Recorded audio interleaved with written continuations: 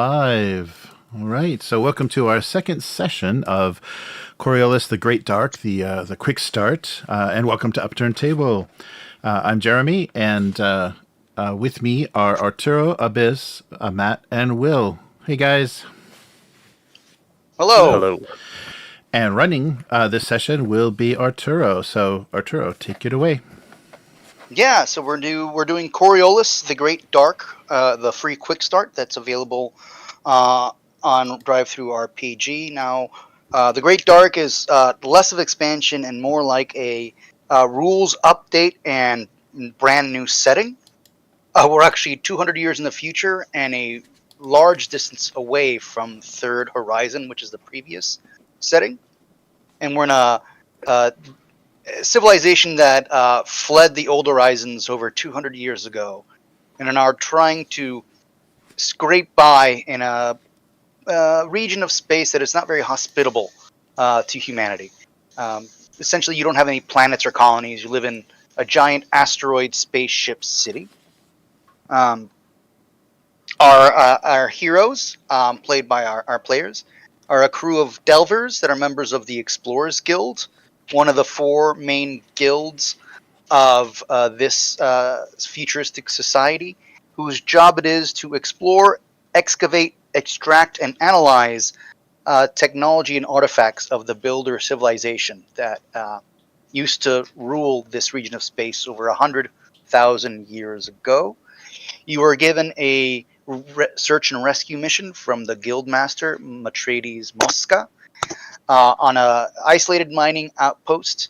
It went on an asteroid moon orbiting the fourth planet in the Juma system. When you guys arrived at Gillen's Point, not everything was as it seemed. The chief administrator seemed to be stressed out, and she did warn you that things were not as they seemed, and then offered to find you buyers to any artifacts that you found. A strange dilettante Coriolite also offered you 4 times more than what the Explorers Guild would pay for any artifacts.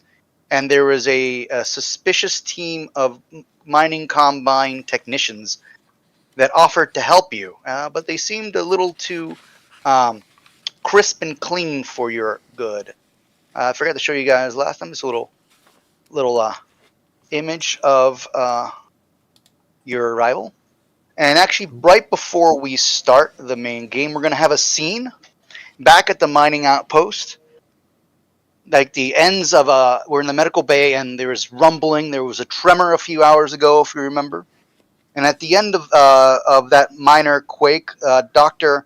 Aramati looks up and he sees the poor prospector that had been rescued from the blight is sitting up in his bed, his medical bed, his mouth kind of agape, in his eyes wide. The doctor grabs his chai and enters in because the medical patient seems to be saying something. And as he walks in, the poor miner keeps saying, "The city! Have you seen the city?" All of the machines around him are beeping and going crazy, and he kind of falls back down in bed. And from his mouth, these black dust keeps coming out, and the room starts getting cold. You can see that the cup of hot tea the doctor was holding now, the steam coming off, it suddenly stops. The doctor kind of panics, drops his glass, and runs back into the med bay and closes the door behind him. And as he does, you can see the windows of the room start frosting up, and then all of the machines go silent except for one that's just a one long beep. Now we flash back to our adventurers. You have successfully traversed the fissure, this very claustrophobic tunnel. Your team leader, the Delver, led the way. Jereman, your guard, Karima, had Overwatch, while John, the algebraist, scanned ahead with his bird, and Messima was standby in case you needed to expand any hallways. You did discover the body of one of the miners in a side passage, and then you finally came to the bottom, and you discovered a structure, which is the map you're seeing before you. Ahead of you is a door. Let's see if I can find the description, actually. The structure. You can see someone had been trying to get into the. You see, like, there's scrapes on the door that looks kind of almost like a vault, essentially. You did scan the western passage there on the left side of the screen, and there is a room where that sector 6A is, where you discovered you saw through the bird's eye, Jan, that there was someone there in a chamber sitting on the floor facing the wall, and your bird was able to get halfway through the southern passageway here before they had to come back. And away we go. What would you guys like to do? So there's someone down there, and they're still moving, though they don't look well. Do we want to investigate that first? I mean, we're here to retrieve people if we can, right? The mission is to get them and then get out. Oh no, we have to find the city too. Yes, let's rescue them. All right, Okay. the purple, the western passage is dust particles hover, reflecting the dim light around. The silence is amplified by isolation, each footstep echoing through the tomb-like ruin. There's a purplish-blue dust flakes that are floating upwards, and they slowly gravitate towards you as you pass. There's also a rhythmic screeching sound, vague but distinct. You can hear from the south, like nails on a chalkboard, and there seems to be a weak pulsating light coming from the far end of the chamber. As you get to the chamber, it has slanting walls similar to the previous rooms. The walls are covered in geometric patterns that sparkle and shimmer. There's a solitary figure seated on the floor, facing the wall, casts long, distorted shadows against strange patterns written on cold stones. The scraping of rock on rock echoes eerily as the figure carves at the wall with intense focus. What would you guys like to do? I'm drawing and priming my grape rifle. Okay. Yeah, I'll do the same with the coil gun. I'll take aim if the party's going to approach. I'll make sure he's in my sights. I'll stand forward. I'll draw my pickaxe. Okay.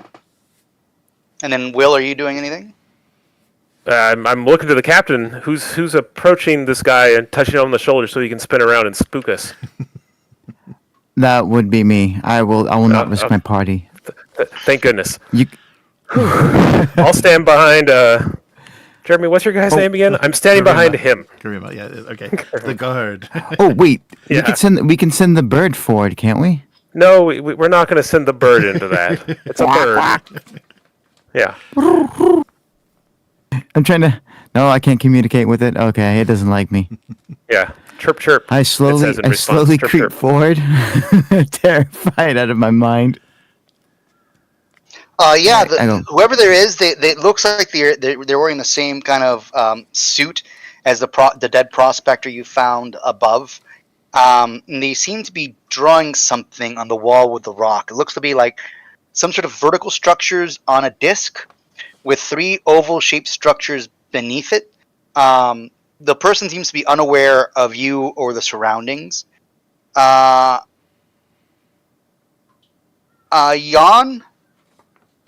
Give me a logic archaeology roll.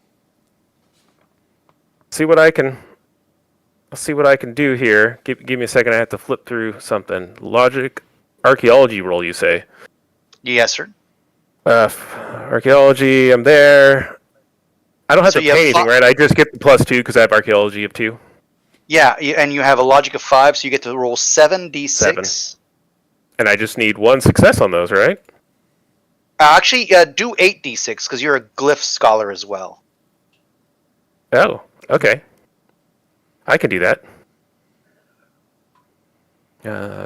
Excuse me as I navigate this. I didn't have it open. I apologize, everybody. I apologize in advance. No worries. Oh, that's not what I meant to do. I apologize again, everybody. Yeah, just go to the dice roller, advanced roller. There we go. I got it. I went with pluses instead of number of dice when I did it. I got a success. All right. No, you got it. So, these patterns are similar to ones found in the Cave of Sira in the Auriga system in 185. At that site, the patterns seem to have something to do with visions. Like they gave people visions? Something like that. And you can see that the pattern is actually pulsating slightly. I believe these may have some debilitating effects on us if we try to read or understand these things. Try not to look directly at the patterns being scrawled, guys. Okay. I could I'm- blow Don't read them the off book. that wall. I could blow it off that wall if you want. I mean, the captain's walking over there, and there's a crazy man scraping on it. Let's. Wait. I suddenly stop and I slowly turn around and I look Maul straight at Maul. Maybe we should plant the explosives next to him just in case. What do you think? So, but just so you know, you guys would have experience with this. The person that you're looking at, they're acting like they've been broken. So that happens when one of your stats like health, heart, or hope gets down to 0. Oh, I can heal him then. Yes, you would need to have a successful empathy roll in order to break that. To unbreak them, I should say. Oh shit! Where are my stats? I would recommend whoever has the most empathy do this. No, not me. I think that's none of us. I think. It Probably the should be captain. me, right? It's probably you. Let me see. Well, I can't find my my PDF. Give me. It looks like Abby, you have the most empathy. You have an empathy of. Okay, yeah. I Empathy of also full- what's the ability called that I have? Survivor. You can go through hardship. Rune Delver.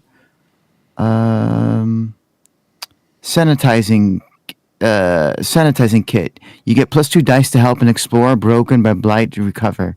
Each 6 recovers 1 heart. So that means that I can, right? Yeah. Yeah, Okay. so you roll 4d6 and then 2d6 for gear. See, like he's spraying him with like a antifungal spray or something. It's like smelling anti-blight smelling salts. Yeah. Light be gone. Mm-hmm. Uh-oh. Okay. Oh, no.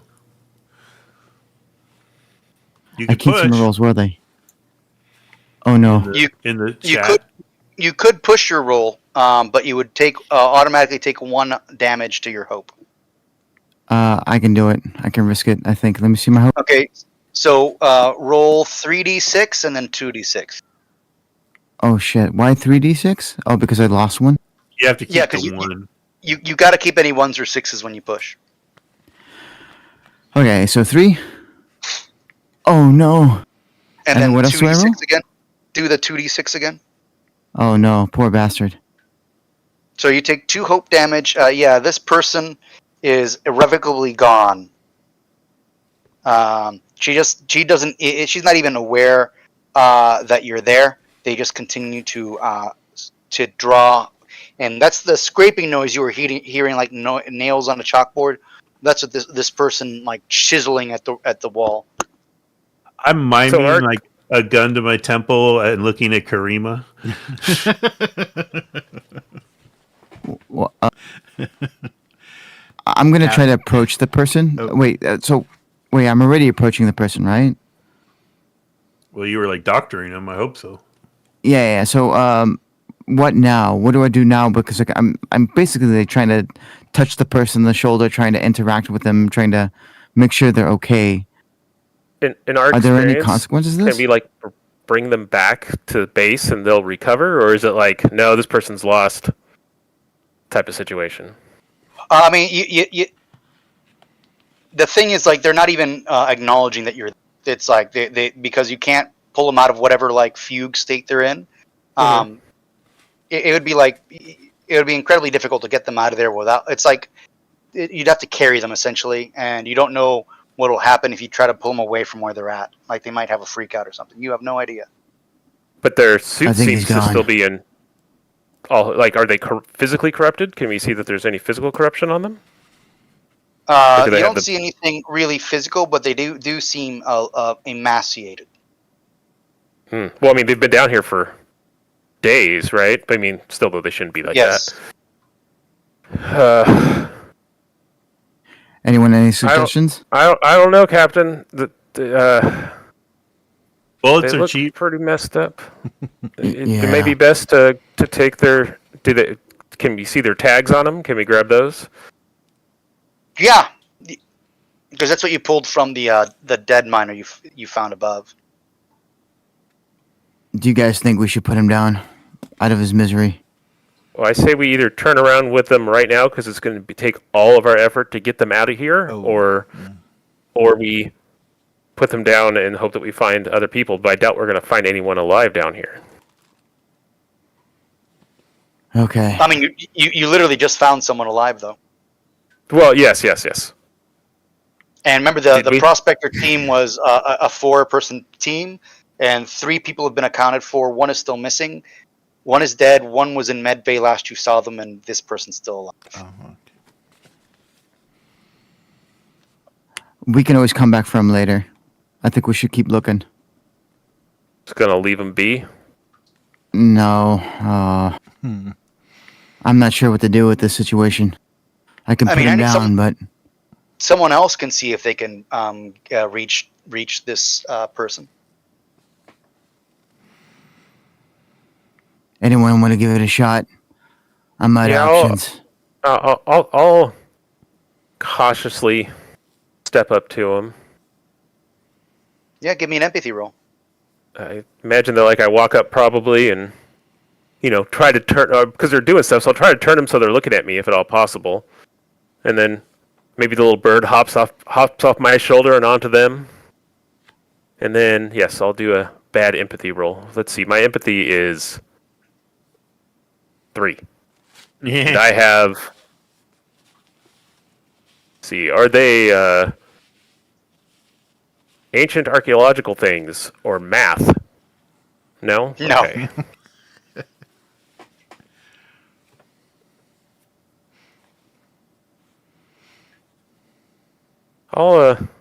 I'll push it. Now this- 'cause- All right, go ahead. push it. Yeah, do it. oh, Push he's it. gonna. Oh, I'm dead. Is what he's saying. Okay. Push it good. Hey. Hey! I finally. Oh, just snap out of it. What's going on down here? So the prospector kind of like it seems like she's waking up from a long sleep, when she's incredibly weak, and she's like, "Oh, food, water." So mark down 1 spent point of supply as you give her food and water. I got it.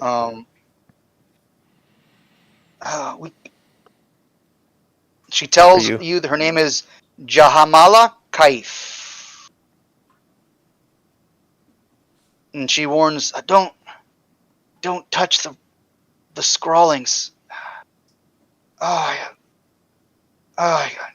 still can't get that damn city out of my head.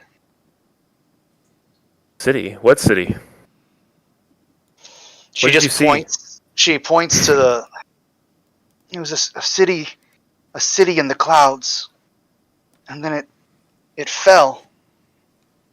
Actually, there were clouds everywhere, gray, black, and heavy. And then when you look up, there was a shimmering golden haze, like a yellow circle dominating the sky. And then something came out of the fog, glimmering towers and vast buildings on some large structure supported by oddly shaped mountains floating in the clouds. It was a city, and then I saw the city fall. Endless, endless. Oh, I don't want to talk anymore, please.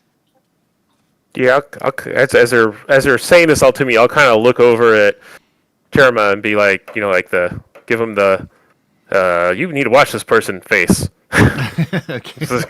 uh, Okay. yeah. I mean, Are we still all attached by rope, or are we all just like on our own right now? Probably not. Because I think we're free. I'm trying to figure out how I should approach that we can take her with us, or we should just leave her there for now because she might become a ghost if we leave her, right? yeah, I mean, now that we snapped her out of it, we can't walk off. That's just gonna. yeah, she's definitely. There's always a choice, you know. Yeah. I'm just So saying. she's gonna need one of your help to get around. But if any action happens, like you can like set her down gently. It's not gonna affect action of economy or anything. Economy of action, I should say. I'll do it. I'm pretty strong. No, Aren't wait, you I'm leading not. Our group? Yeah, I can't do it. I'm sorry. I'll do You it. don't want the security guy tied up, so. Yeah. I can take her, and maybe I should give her a once over medically, just to see if there's any besides the kind of delusions, if there's any mental or any physical injuries or anything. Just an observable. She doesn't seem to have any physical injuries. Okay. Other than the fact that she's definitely malnourished Okay. and dehydrated. So the glyphs that she was writing on the walls, do I believe that they cause hallucinations, or do I believe people who have hallucinations write them? The writing on the wall looks like it's builder glyphs, and that's what when you know from your studies that the ones found in the cave of Sira gave the expedition, the people that interacted with them, visions of builder sites. I don't mean to press you too hard on this information, but was it something like that happened immediately, or was it like they had dreams over weeks following? Like, am I worried about our whole team all of a sudden going into some weird vision state and walking off a cliff?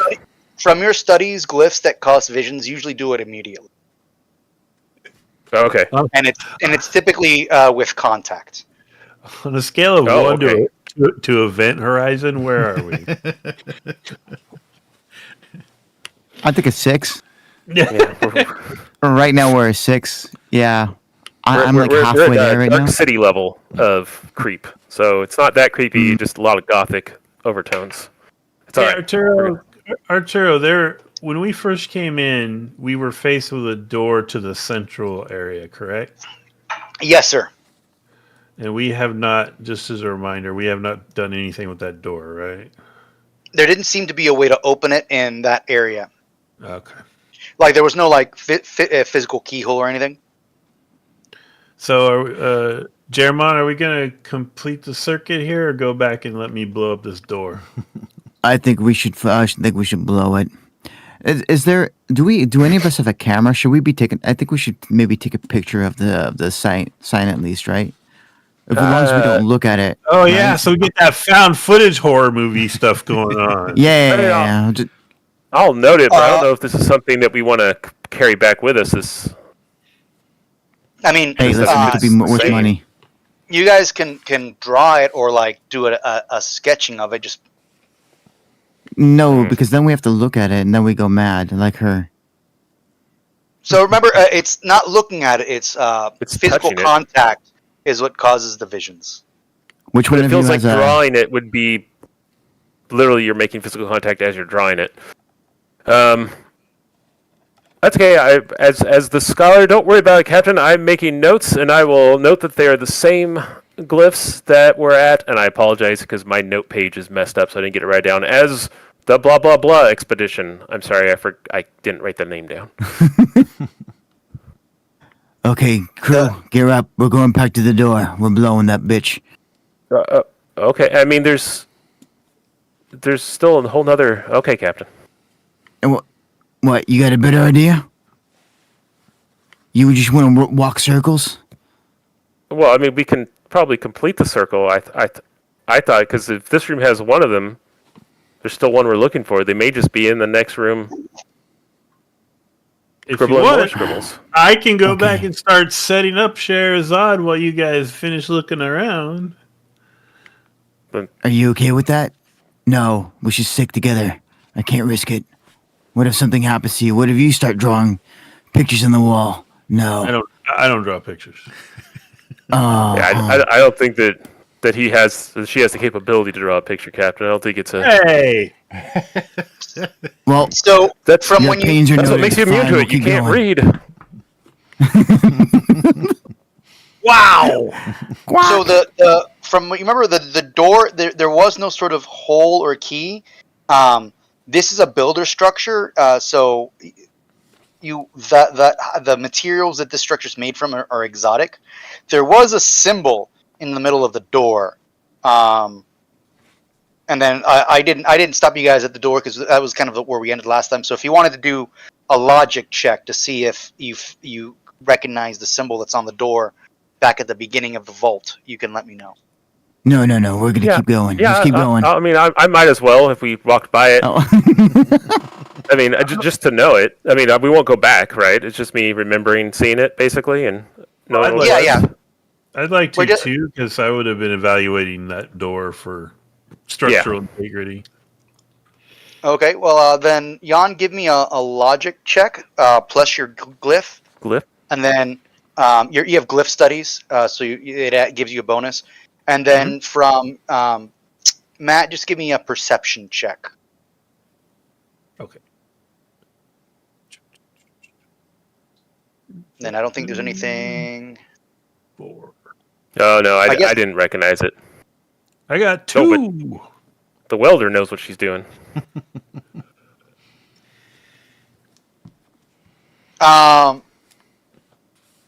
Yeah, so based on your 2 successes, this doesn't look like you'd be able to breach that door because there weren't any hinges that you could see. And typically, builder structures are made from materials that are very durable because it's usually like exotic metals and ceramics. And no, the symbol was not I didn't make the recognized. roll, so yeah. I mean, I'm not even sure there was a symbol, to be honest with you.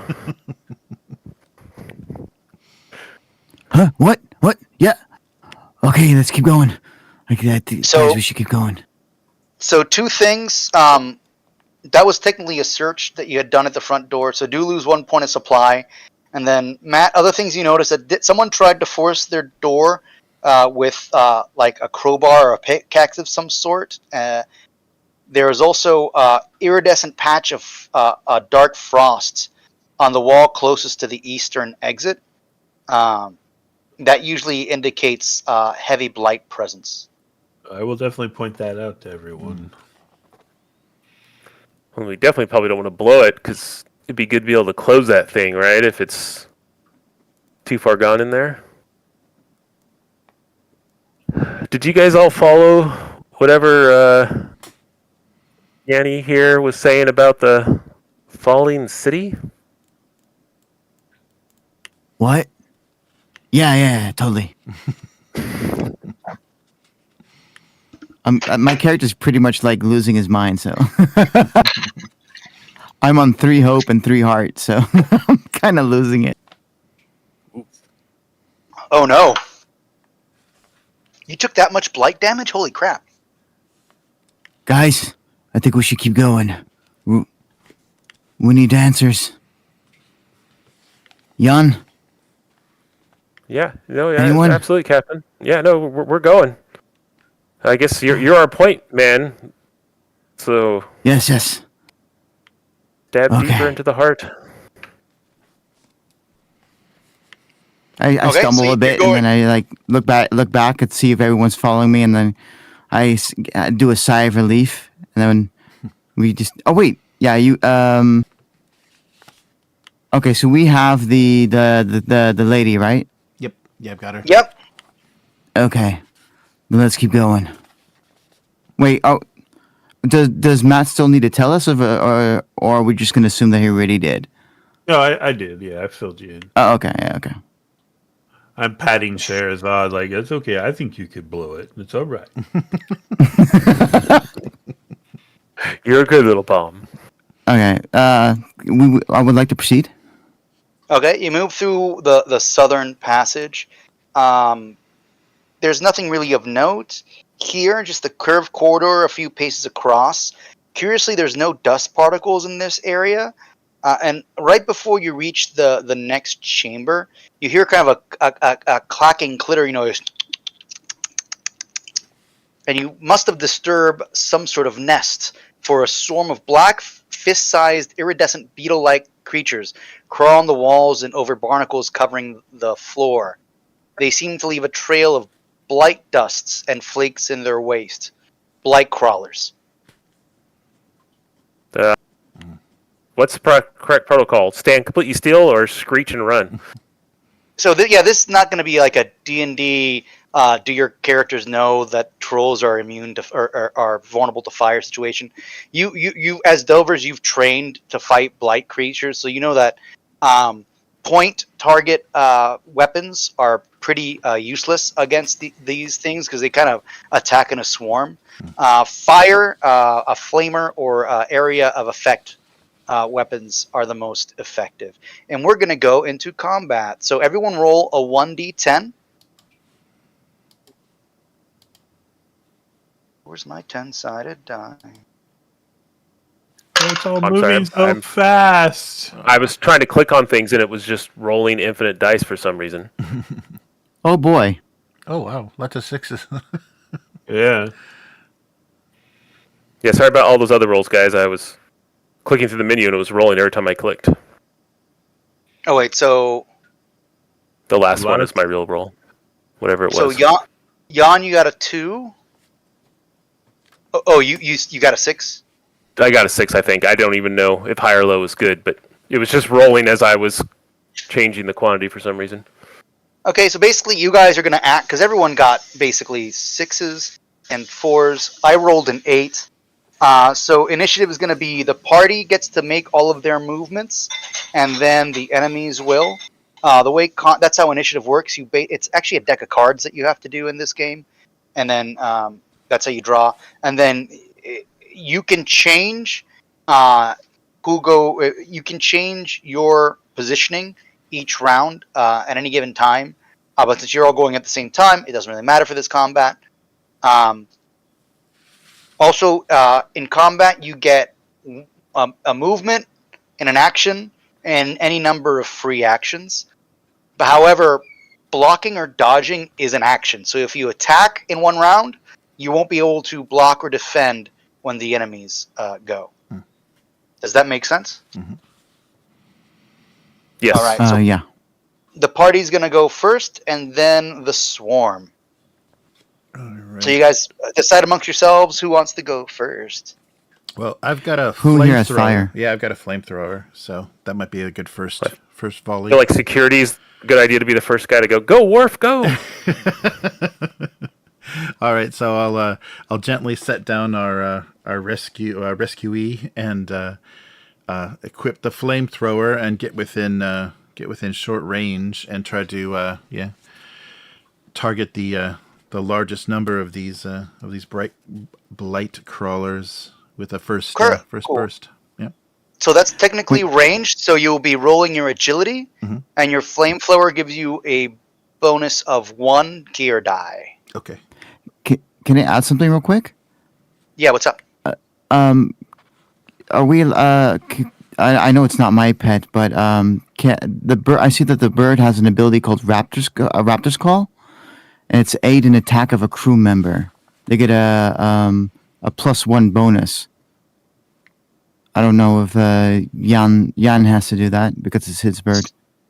So that costs 2 energy to activate, and the bird only has 1 point of energy left because you already used Scrying Eye. Oof. Okay. Is the Good lookout, though. Good lookout. the bonus from the flamethrower, is that a gear die? Should I roll that separately? Yes. Okay. Okay, so here's first the agility shot, and then here's the gear die. Oh, well, we hit. You hit 2. So it does 3 points of damage. 1, 2, 3.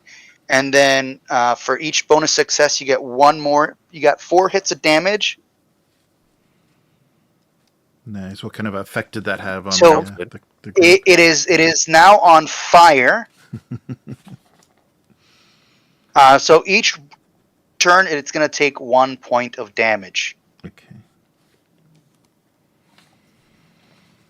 And about how many did I see moving? Like when I lit them up, how many? Oh, I mean it's a big old swarm, man. Okay. So All right. it's hard to count. Okay. And they're coming at you. They're coming right for you. So can I just clarify? Because I know we have at least one person on the stream that wants to learn the system. Yeah. We all did initiative, but we're all kind of just going whenever. Yeah, because you almost all of you rolled 6 anyways, and you all your turns are going before the creature, because I rolled an 8. If this was in person, it's actually a deck of 10 cards numbered 1 through 10, and then each player draws a card, and then the GM for whatever the ferocity of the creature that I'm controlling. This creature, you're not supposed to know this, but it's a ferocity of 1. It means it only gets 1 turn per round. If the creature had 3 ferocity, I would pull 3 initiative cards. But we just did a 1d. I'm sorry. Go ahead. Yeah. So if for example, if Will had a 1 and Matt had a 3, or went third, Will could decide, hey, I want to go third. Matt, you have to go first. So you That's what I was asking. whenever, yeah. And you Yeah, we can, just swap if cards. Okay. someone any player ahead of you can switch with anyone who still has an action available. For example, if Matt had been attacked by the creature and dodged, then Will couldn't change positions with him because Matt no longer had an action for that round. Does that make sense? Yes. Follow-up Affirmative. question. Yes, sir. So I went through the PDF, and there's no actual explanation of my grape rifle. Is it a scatter gun? Because when I hear grape, I think of like shot. Yeah, let me look at. I'm pretty sure it is. Let me look at equipment. It wasn't in the PDF I have, the little Quickstart one. So, it's basically it fires like almost like a musket. So it's not really. Yeah, because I don't see grape. The only thing they have is a grape pistol in the core book that I have the beta, and it looks like almost like an old timey single shot pistol. So then, if it's using like a bullet, it's probably not going to be very effective against these things, I'm guessing. Yeah, it's like I said, that anything that's a point target weapon, as opposed to an area target weapon, is going to be pretty ineffective. How D&D-ish. Would my cutting torch be more effective? Yeah, it would actually. All right. You could throw some explosives at it. Oh yeah, I could. Just expedition over. Yeah, Worth. you'd get in a little bit of kind of like a wizard firing a fireball at the party type scenario. Yeah. It'd be fun for a minute. Well, then, if nobody's super impatient, I'm gonna fire up my cutting torch and try to drive it into the mass of this stuff. Yeah, so technically this would be melee. So you're gonna roll strength, and then you have a 1 gear die with your cutting tool. Yeah. All right. So 5 for my strength, and then 1. Yeah. Well, 1. You did get 1 success. The swarm is very agitated. You have done quite a bit of damage already. Abby or Will, would you like to go on your turn? Will, you can go. I mean, I don't think I'm doing anything. I think I'm backing up so that I keep calling her Yanni because I didn't do good notes because I've been struggling trying to find my note page because the lady we rescued is kind of discombobulated, so I'm trying to push her between me and Jerema to make sure that she isn't going to get swarmed, and I'm just kind of doing a defensive posture. So I'm saving my action to defend, basically. Okay. Either me, our soldier, or the lady, depending on who gets attacked first, I guess. And I only have one action, right? I can defend or I can attack, right? Yep. Okay. And it's a strength roll in order to melee attack him? Melee attack would be a strength roll, yes. Oh boy. What are you trying And to do? what does defend do? Defend, basically, you can... hold on, let me double check something, because I don't think you can technically block creatures, you can only dodge them. Yeah, I guess it makes sense if they're little bugs. Blocking just makes If them I bite roll your other away, arm. that lady's gone, right? You'll probably get an agility test to dodge them. Yeah, but we can dodge, but that girl can't. Nope. Yeah, maybe we can slap them off of her if they jump on her. Flamethrower. It is what it is. Okay, you know what? It's okay. You don't have to look it up. I'll smack him. Okay. What kind of weapon do you have? A pickaxe. I'm not sure how that's gonna work. I can I get don't know one if maybe. that'll work, but maybe. Hey, listen. All logic is at the door right now. Maybe like in my head canon, there's one left. Yeah, the only things that'll do any great effect are going to be flame weapons or explosives. Oh boy. Well, I'm at 3 hope and 3 heart. It's only gonna take off my health, right?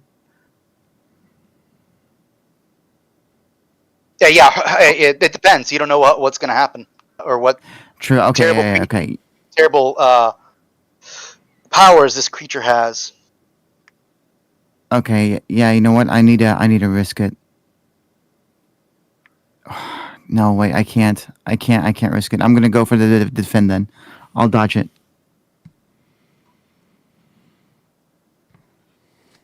Don't worry, Captain. We'll have this burnt off. In Okay. just a minute. Do I roll a dodge roll right now? Agility roll or? No. If you get attacked, you can attempt to dodge out of the way. Basically, you're saving your action in case you need to defend. Oh, I see. Age of Okay. Adventures is in the chat. Age, they are fighting a swarm of blight crawlers. Think like really mutated cockroaches, essentially. Because they are a swarm, the individual creatures all fight as one giant creature. It has a ferocity of 1, which means it only has 1 turn per round. And I don't know if you've watched them play Dragon Bane. Very similar, because this is a creature. I'm going to roll for an ability, and whatever I roll is what the attack's going to be, which I'm going to do now. And I'll show you guys what I roll. Actually, no, I don't, because I don't want you guys to know what the abilities are. I'm rolling. I rolled. A number. Oh, the crawlers try to cover all light sources and flock around lanterns, helmet visors, etc.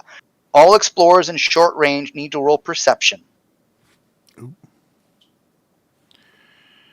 for the record, someone doesn't have a light source because I lost mine and I'm carrying somebody's. So Oh, that would be me. Yeah, you have my electric lantern. Yeah, so everyone I don't know if roll a perception check. okay. I got an electric lantern as well, and me and Jeremy are both making fire right now. So. Yeah, right there on fire. So Oh yeah, they're a light source. Oh, does it mean that we're on fire then? They If try attack to grab, themselves. We just won. I got one. I Okay, made perception. one. yeah, Oh wait, you guys You guys did remind me that it did take some damage because it's on fire. The swarm. Oh, the 1 damage. No. I'm not telling you how much damage, but also Age of Adventure and chat. They're about fist-sized roaches. If it matters, Arturo, my cutting torch had a base damage of 3. Oh yeah, I accounted for that. Cool. So we're down bad. Anyone that didn't succeed is now blind. Oh. I believe that means you get -2 whenever you do something. Let me double check. You guys all miss it. Oh no! I should have swung. Hit me with the fire. It's the only way. I'll burn them off your face. I mean, I'm in a suit, right? So it's going to be a new round of combat. A 1d10 again. No, we're keeping the same initiative. So the party gets to go first. Papi. Sorry. Yeah, delving blind means you get -2 penalty to any agility checks, essentially. Okay, but so not swinging your weapon, right? I will say that since they are on fire, you can kind of see some of them, so it'll be only a -1 penalty to agility. Okay. Can I roll first then? If you want to go first, yes. This is horrifying because they leave like corrupting dark frost behind, but they're also on fire. Okay, so I roll 1 dice less, guys. right? This isn't good. And like the noise that they're making has gotten louder. Like it's like a little chittering noise. Okay, my whole axe is a +2 bonus. That means I roll +2 dice, right? But because I have 3 strength, I get a -1. So I roll 2 dice for the strength, and then 2 dice for the whole axe. Honestly, because you're using an ineffective weapon, you don't get the gear bonus. Okay, so I'll roll 2 dice. Yeah, roll your strength -2.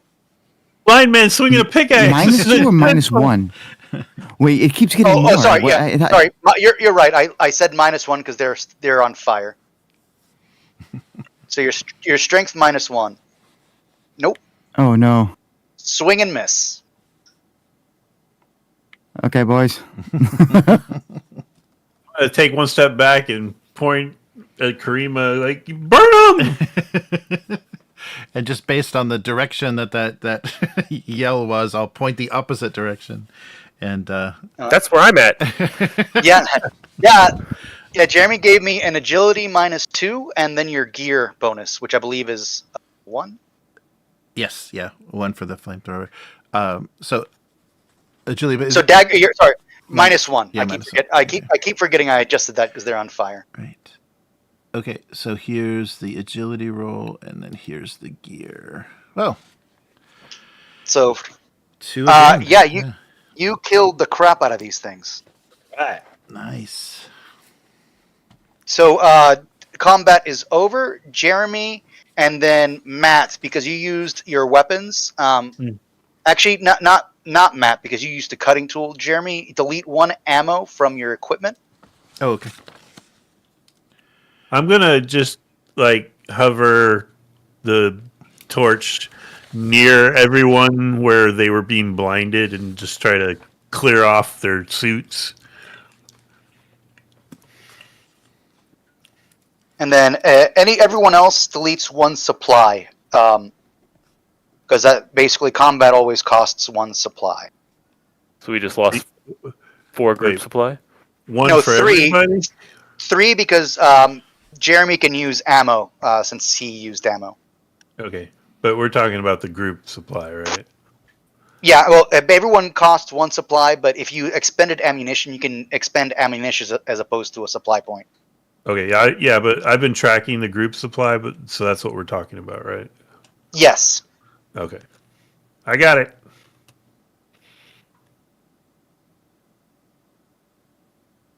So like I'm like huffing and puffing and freaking out Yes. And also, Yeah. I did find it. So it's kind of very similar to Dragonbane. Creature attacks cannot be blocked, only dodged. So creatures always hit, and you can only dodge them. And we just passed the halfway point on our supplies, just so everybody knows. Can you ping on the map where we are? You're basically right before this other chamber. Okay, thank you. Boys, good job. Oh man, I'm getting too old for this. Everyone okay? Yeah. Behind you is just like a bunch of like charred remnants of these little blight crawlers, and you can hear the rest of them must have fled to wherever their nest is. So you can hear them kind of that chittering noise slowly kind of fades into the darkness. Well, let's not go back that way. Let's not swing titanium pickaxes around when you can't see. Agreed. Someone help me up. I'm like sitting on the ground, completely exhausted. You want some jerky? I don't think we should open our masks to eat. I would love to right now. I have some inside the helmet. I just like chew This on little it. pack right there. You can hop, jump. Yeah. Yeah, like I'm so confused at the moment. I almost reach for my helmet to take it off to accept it. I think twice right before I do it. Oh, I'm just panting. Okay. We have to keep going. Everyone okay? Yeah, Captain. Yeah, Everyone's fine. We're doing good. Yeah, I'll go back and check on Jamala. Was she shaken by that, or she kind of just doesn't really pay attention to current events? It seems like she's put her faith in you guys, and you protected her, so she's not like freaking out or anything. Oh, good. Okay. Yeah, you guys move forward into the next room. It's a chamber with angled walls haphazardly covered in sprawling purple vines, black leaves, and a small iridescent buds. The vines seem to writhe in an unseen breeze. There's a faintly glowing symbol that can be seen behind the vines on the north wall. As you enter, some of the vines seem to twist and move towards you. Oh, Karima, you want to change Fire places? that? Yeah. I'll watch what's her name if you want to. All right. Yeah, I'll hand over Jamala to mess and step up again. Keep that flamethrower handy just in case. Yeah, you want to hit those with the fire and see if I can get a good look at whatever that glyph is behind them? Oh, okay. Clear it off. Yeah. All right. Okay, so you're going to flame the vines and then search the room. Yes. So mark down one less supply, and then you burn the vines. Make a logic check real quick, Jan. Of course. Am I adding either archaeology or glyph scholar or scanner operator to this? For this, no. Oh. How about 2 successes then? So first, you point out that those vines were a manifestation of blight, and that the circular plate embedded in the wall that's now been cleared is showing the same symbol you could not identify as the door in the antechamber to the vault. I'm pretty sure this is the key to opening that door, and I'm pretty sure there's blight involved. Do you guys want me to poke this thing, or are we continuing on? You want me to blow this one up? That's an interesting question. Ask your does this- captain. It's just a circular plate embedded into the wall, showing the same symbol as the door in the antechamber. Did you say it was glowing or something? Yes. Was the glyph on the door glowing? No. Huh. Oh, maybe you gotta. It's like you push this one and it turns that one on. Let's go take a look then. Yeah, do you want me to take a look at this, Captain? I think we should go together as a group. All right, I mean, if you start to it's- go crazy, I'll shoot you. Thank you. I appreciate So wait, that. what do you If guys I start to doing? go crazy, just let me go. All right. Yeah, as a full group, we're gonna just go over there, I guess. Go As a over captain, where? I That's make the what I'm- decision.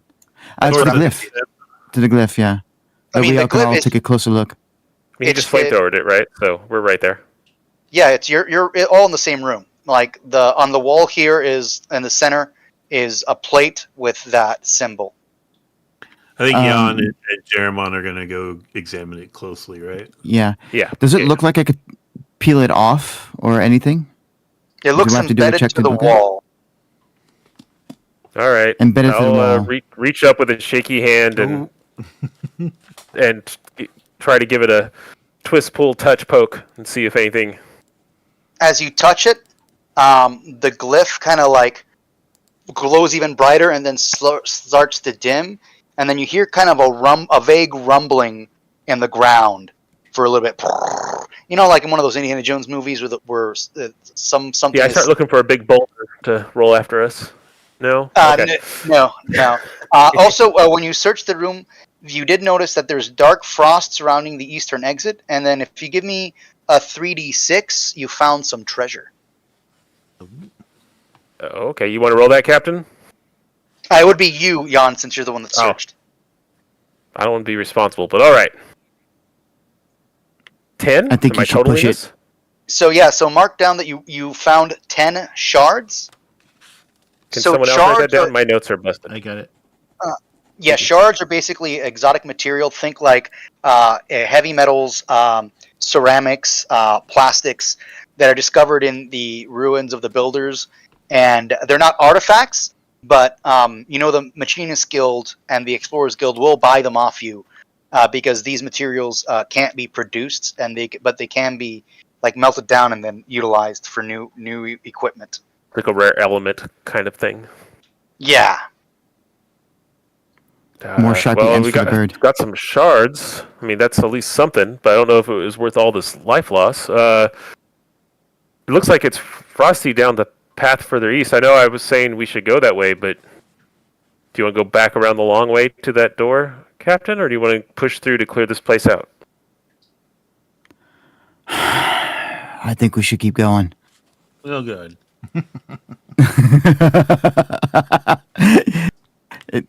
I think. Well, as your captain, I have to make the decision. But if you want, we can do a group. I am considering You're a the group captain. decision. We're on a time limit. Uh-oh. I'm getting the feeling that you guys really want to go back. And I look back and I think about the bugs. And I shiver. It's a long way around.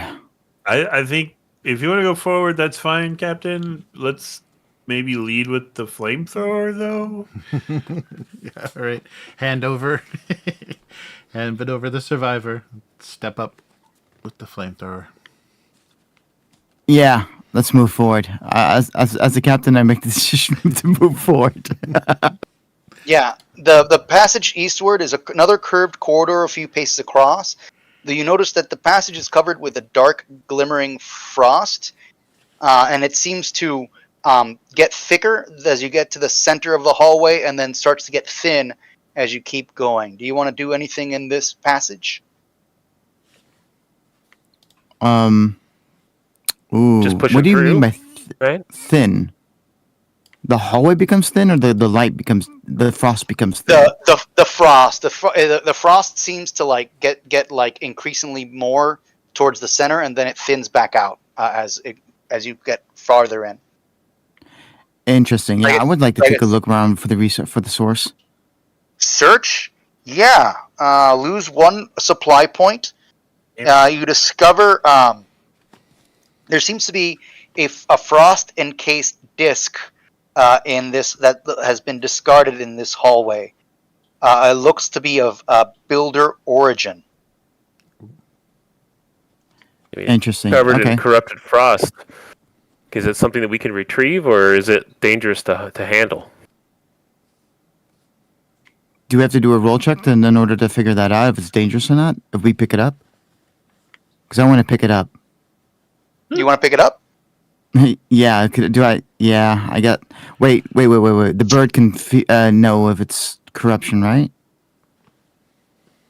Well, Can the bird do it? Or you always wanted my bird to die, but it can sense corruption. But I mean, the whole hallway is full of corruption, right? So You do have enough energy to clear blight. do we want to do that here, or do we want to do that in the big scary room that's probably full of corruption? Full big of scary blight. room. Your your captain's gonna pick it up. Get the flamethrower ready when he becomes an ice monster. All right. Arturo, I don't know if I made a good decision or not. What are you doing? I'm gonna. Can I do a check to see if I could figure it out before I pick it up, or do I just pick it up? I mean, if you want to pick it up, that's up to you. Oh boy. I do a shrug and I walk over to it and I touch it. Okay, let's see. You pick up Hit him this. with the flame, guys. As soon as you touch this frost encased disc, you suffer what's known as a blight surge. Give me a 8d6 roll.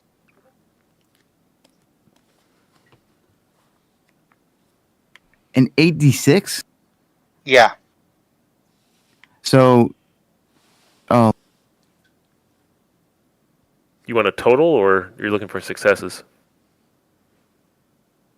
It's a blight surge, so basically you're rolling to see how much damage you take from this blight surge. That's an 8d20. wait, that's wrong. Yeah, 8d6. Why isn't it working? Give me a second. Give me 7 more of those and you're good. Give me a 7d6 since you've already rolled one. Oof, There's 1 one. damage. You take 1 point of hope damage. Not hope, sorry, heart damage from blight. Hard? Okay. Okay, I'm good. All right. So you Do I have pocket discovered. it, or? Yeah, so you have discovered a minor artifact. Put it down. It takes up 1 encumbrance on your character sheet. But yeah, you've discovered a builder artifact, which, if you remember, that's kind of the purpose of like your secret goal was to find any builder artifacts in any installation you discovered. Okay, thank you. See, boys, All right. all part of the plan. You look okay there, Captain? You look a little frosty. Hey, yeah, fine, man. Let's keep going. You can see me a little bit twitching. Yeah, All right. I'll fall back a little bit to Sharma and be like, security, we may be having a problem. Captain seemed to be a little off of it before we even got here. Now I don't think it's even the corruption. It's not even the blight. I just don't think he's doing well. It's that damn moon. All right. I'll keep an eye out. Yeah. Mm-hmm.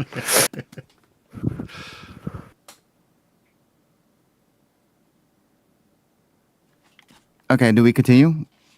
I keep on. Yeah. I signed the party to keep on moving.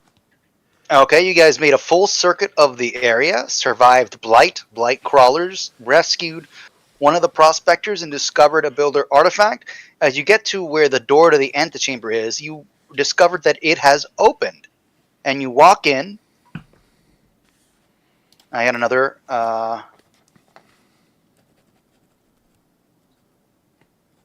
In the shadows of the asteroid's heart is an immense chamber stretching upward, its roof soaring more than 100 meters above. The smooth, seamless walls curve gently to meet the distant ceiling. The walls are covered by an otherworldly mosaic, showing patterns that subtly shift depending on where light falls. A raised dais in the middle of the vault is reached by sloped platforms. There's a pedestal in the center of the dais. As soon as you all enter, you suffer a blight surge. Everyone roll 8d6.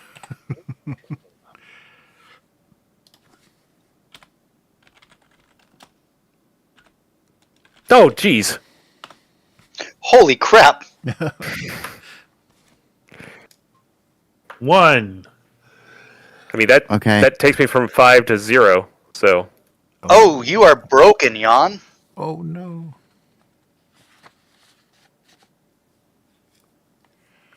5 to So- 0? Wait, but Jan rolled 4 successes, right? Oh, I'm sorry, 4 successes. I'm sorry. I counted 5. I got 4 So- damage then, right? So are we taking a damage for each 6 we rolled? Yes. And what kind of damage is it? Heart. Heart. Okay. Oh, it's heart damage. I thought it was health damage. I'm sorry. A lot of things just changed right there. I am still alive. Has anyone reached 0 in heart? No. Nope. No. Okay, I so didn't you are roll any good. 1s or 6s, so I'm okay, right? A 6 would have hit you. Okay, yeah, then your captain is still alive then. All right. Scintillating dusk flakes swirl high above the air, above the central dais. They rotate as if in a twisting cone.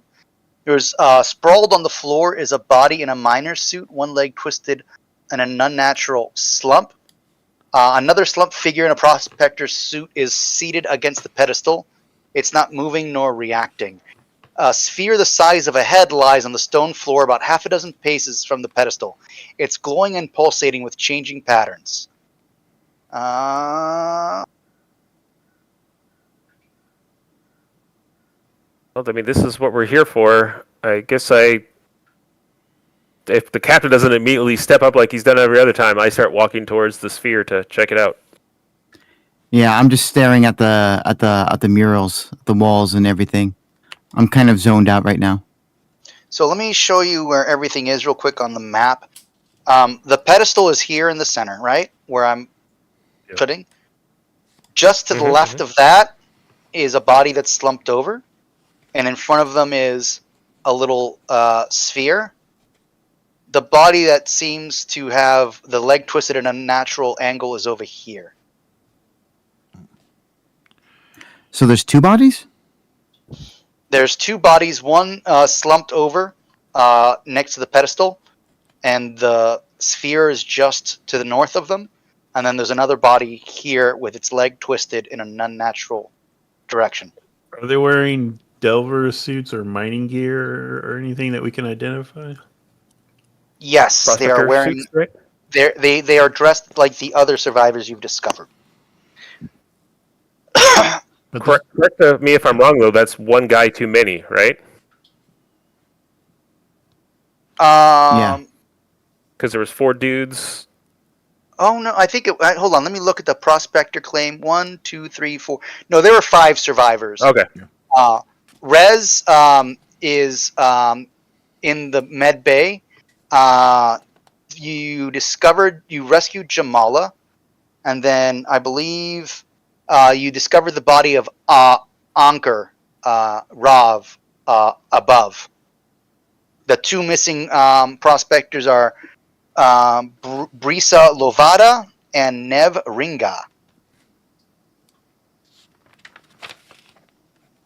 Why you don't split the party? Yeah. Are there any other structures in this big circle of a room, or no? Not that you see. Okay, I'm going to just start evaluating the structural integrity of this dais until the captain tells me to do something. Does Yeah. this room look like it's affected with the frost and everything that we saw before? No, there doesn't seem to be too much blight. Don't Yeah, then touch I'll the walk sphere. over to the odd glowing sphere then. Yeah. Oh my god! I I've can't- never played Tomb of Horrors. I can't find the name of our the group things. Well, oh, here we go. Never mind. Found. Turok, make sure that that the area is safe. Mal, you go check the body over there with the crooked one. Jan, be careful. Check the sphere, and check the sphere and the body next to it. Already on Be it, Captain. careful. Do Already not on it. touch the sphere. Okay, This real girl quick. walk I forward. hold it in my hand. So, what is everyone doing again? I'm inspecting the body as per captain's Okay. orders. Give me a logic check as you inspect the body. Logic. I don't think I have any relevant thing. No, definitely not. Okay.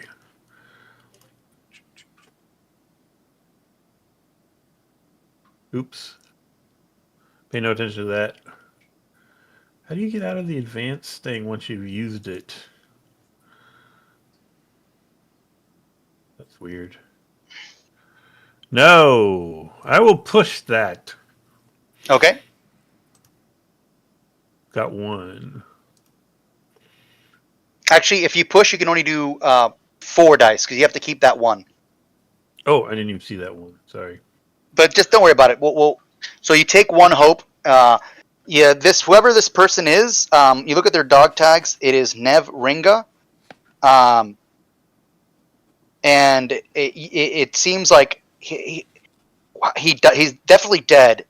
But it's interesting because it seems like he died due to blunt trauma, almost like he fell from a great height. As this happens, you notice the sphere kind of pulses, and there's kind of a wave that goes out, and then you see a lot of the dust that's been kind of just hazily floating, kind of goes up really high and then starts falling down slowly. Hey, there may be something that messes with gravity in here, or will launch us into the air. So, Got it. Jan, be careful with approaching the sphere. Oh, I'm always careful, Captain. Thank you. Is there a way we can like anchor ourselves into the ground? Well, we can, right? We have ooh. Okay, yeah, boys, lady, make sure. Can we? Can I order the group to use our mining gear to anchor ourselves into the ground, or is the ground too strong too good to penetrate like the door? I don't really I mean, have any mining gear. I'm sorry, Captain. Yeah, No, how would I mean, you like, anchor yourself? Oh no, didn't we use the gear in order to climb down? Yes. we use Yeah, can't we just supply. smash that into the ground and put attach the ropes to each other so we don't like fly up into the air? I mean, you The could, rock climbing gear should work, right? Depends on if we can penetrate the surface of this floor. Yeah. Yeah, this is like a builder structure, so you don't know if you'll be able to penetrate the ground with your climbing equipment. Oh, Are there no. any like structural protrusions that I could tie things off on? Just the pedestal.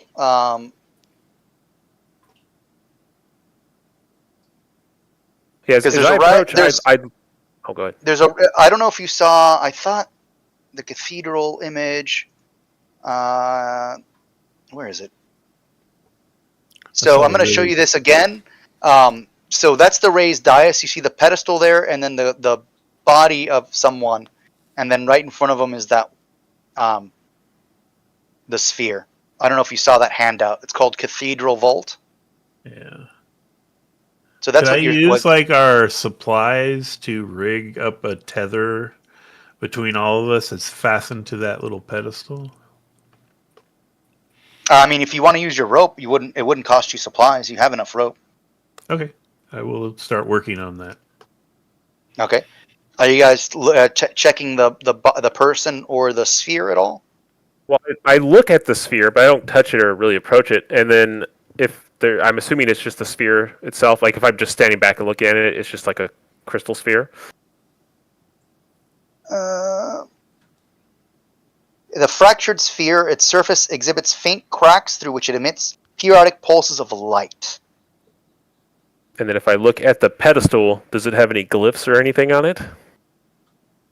No, but it seems to be acting erratically. The sphere? Yes. Okay. But whatever it looks pulse like it it gave was off, rough it looks or like it's kind of like it pulsed, and now it's kind of a little bit dormant, but you see that the pulsating lights are getting a little bit stronger. Yeah, it looks like it's building up to some type of discharge here, guys. You want to hurry that up? Yep. Just Tie those lights off? Just... I'm going to tie this on you real quick. All right, yep. Mm-hmm. This corpse that's laying here between the pedestal and the thing, is he tying a rope around my waist? Does it also appear to be smushed? It is not a corpse. This person is breathing lightly.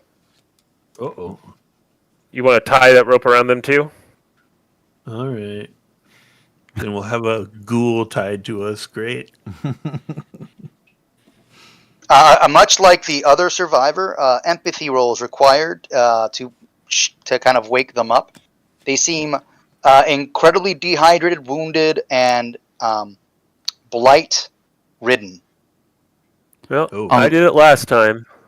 I'll walk So- over. Oh, you want to do it, or should I do it? I mean, you'd be much better at it, but I feel like you're freaking out. I don't know if you have the right energy to calm these people, but go for it. What if you just had your bird go all cleansy right now? Maybe that would stop the orb from throwing us into the sky. Hey, I could do that. It says it just purges the blight, though, and this room doesn't seem like it has blight in it, so I don't know if it would do anything. Well, he just said that person was blight ridden. Oh, the Okay. person is blight ridden. I thought what they it were just says. dehydrated and Did you say they were emaciated. blight ridden? Dehydrated, wounded, and blight-ridden. okay. Yeah, okay. I'll have the bird give the room a big whoosh. Okay, I forget. Is it insight or empathy? When you It do doesn't birds? say it in the powers right here. It just says I think Plus it's your insight. So bonus. roll your insight +2 for clear blight. check. Oh no. Push. I mean, I really can't. Oh. Doesn't look like you clear blight. Did someone want to try to wake Well, up the survivor? it says on a failure it only lasts for a stretch. Yeah, so 50 minutes, this room is cleared with blight. You notice that the sphere seems to have calmed down. Like it's not, the pulsating lights aren't increasing in intensity. It's like damaged and the blight's making it erratic or something. Yeah. Okay, I'll hunch over and ask the girl, the lady, how she's. It's a woman, or It is a woman, yes. okay. I would like to ask her if she's okay. Sure, give me an empathy check, and then you have that sanitizing kit. I can use it again. It's a kit, so like unless you push and roll for failures, because I don't. Let me look at the character sheet real quick because I didn't see that it was anything once per session or anything. But let me double check. Do do do do. Yeah, it's gear, so you always get +2. Oh, remember you have smelling spice that recovers 1 hope once per shift. Did I already use that? I don't remember if Last session I used it. I think either on Jeremy or Matt. Okay, never mind. Because yeah, it hasn't been 6 hours yet. Actually, you went. So empathy. Empathy +2, and do the two separately because it's gear. Okay. I have 4 Yeah, it's only been almost 3.5 hours since you've entered this facility. Whoa, we've made a lot of progress. You got a success, yeah. Water. I need water. So mark down. You've spent 1 supply, Oh no. and then you give this woman who introduced herself as Birza Lovada. She was actually the leader of the mining crew. It's that damn sphere. Everything started to go badly when we took it from the pedestal. It killed Nev. The others. Where are the others? And then Jamala goes, Briza, it's me. I'm here. These delvers, they're here to rescue us. Yes, Is that when I grab the sphere and we all get flung in the sky? Yeah. Okay, Jan, you're grabbing the sphere? I mean, are we all tied up like we were planning? Hope so. Yeah, we are. Do you want to take it with us, or do you want? I mean, that's 'cause what you have we're it. here for. Yeah, if I feel like everyone's tethered, the blight's not going to be gone for long. I'll grab that sphere and hopefully just pop it right in the backpack. But we'll see what happens. So you're you're putting the sphere in your backpack. I'm stowing it. Yeah, I'm not going to spend time really to look it over or do anything because I'm afraid that the blight's going to come back shortly. So we have like 10 minutes to go back up after. Well, maybe it will fling us out and we'll be safe.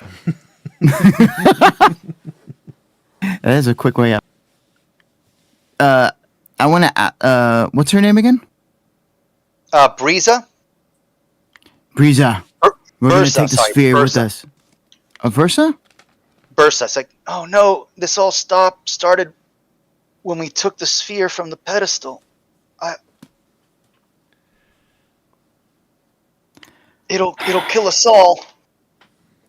Are you completely sure? Because we're real greedy. We kind of need the money. We shouldn't have come down here. We No, you shouldn't have shouldn't have. taken You that. should leave it to professionals. We shouldn't have taken that damn sphere. So at this point, the sphere if I is grab it, kind of did we- the sphere is slowly like coming back, and then you see the pulsating lights are slowly coming back. If I grab it, do I immediately fly up into the air if I grab it? One second. Give me a logic roll. That doesn't sound like what I'm doing, but okay. I don't.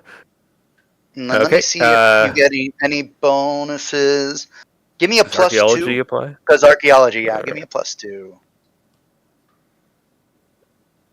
I got success. So the sphere is definitely projecting gravity in some way. If you don't find a way to deactivate it, it's just going to throw a pulse of gravity, and everything's going to go up really high and then fall back down. Well, There's definitely can a pattern that you noticed in the dust swirls. Can I try to get it back on the pedestal? Yes, you can. As soon as the sphere is placed back on the pedestal, you see the lights go down and it deactivates. Oh. Right. Well, And then actually, yeah, go ahead. Sorry. I was going to kneel down and start looking at this pedestal and see if I could figure out what it's doing, or if there's anything I can do to turn this orb off so we can take it. No, it's deactivated. As soon as you put it back in its place, it turned off. Oh, I know, but I'm afraid as soon as I move it, it's going to turn back on again. So I'm trying to see if there's a turn it off permanently button somewhere on this thing. Well, I mean, it's no longer glowing or pulsating with light. Yep. Just lift it back off real quick and see what happens. Yeah, and I order what's you the to worst that pick it up. could Well, if the captain tells me to do it, then I don't. I'm starting to feel like the captain's. Okay, yeah, I'll lift it back up again.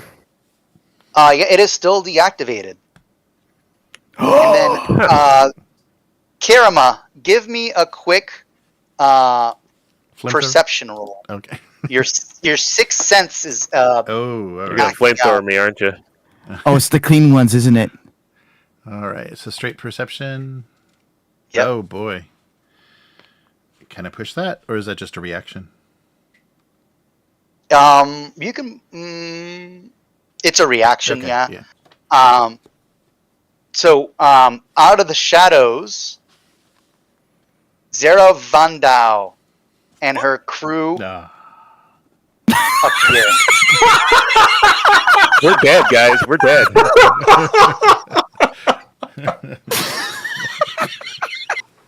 We're not Xenos. We're not Xenos.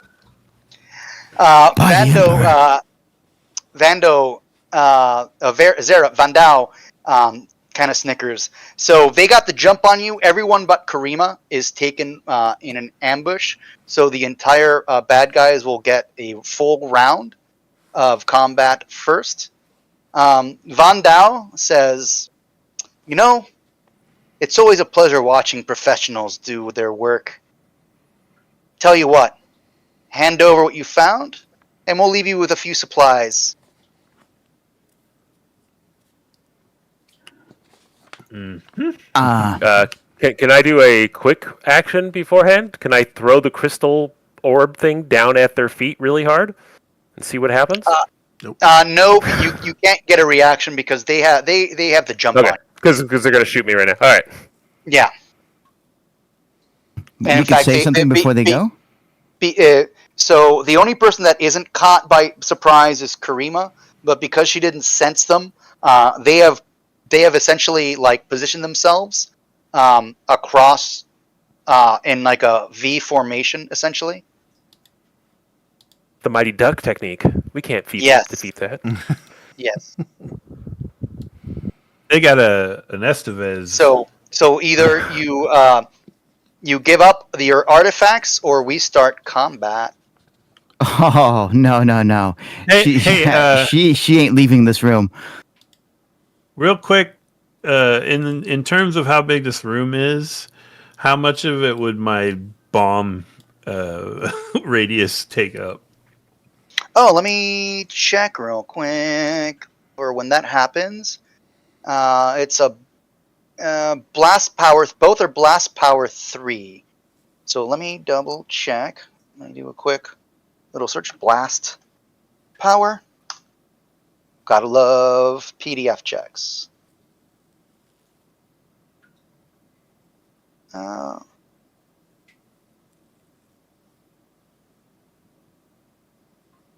I think you should be fine. Oh my gosh. The force of explosion is measured by its blast power. Roll for...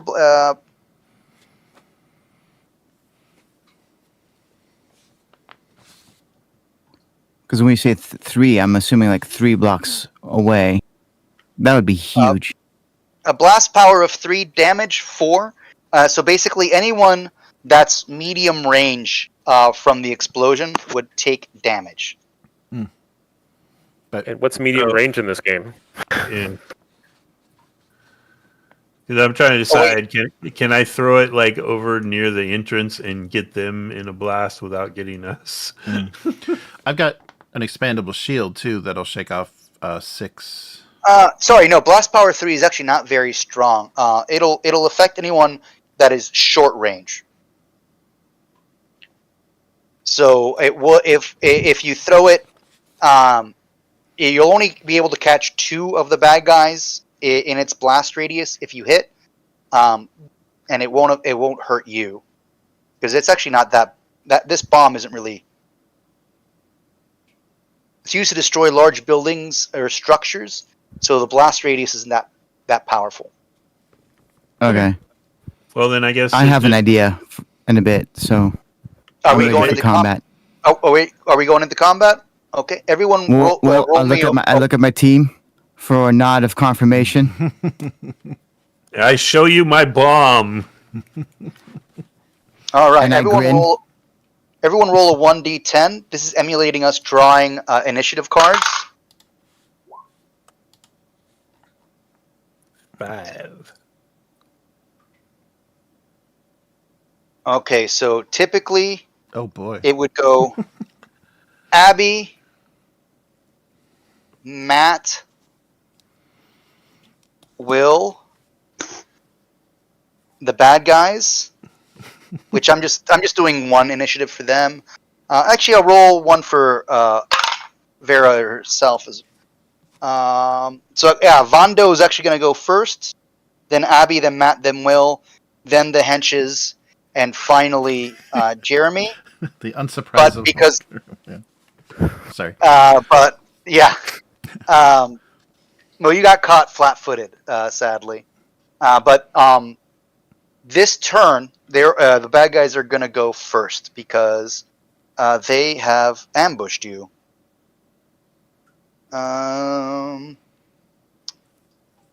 Zara is going to fire at, let's say, she's going to fire at Karima. So I'm going to roll agility. I'm going to publicly roll these. Simple roll. I'm going to roll agility. And then she hits you twice. All right. What equipment is she using? So she hits you for 3 damage. Okay, and does my armor? Yeah, roll your armor. Okay. Yuck. Nope. Okay. And now the the infiltrators are gonna go.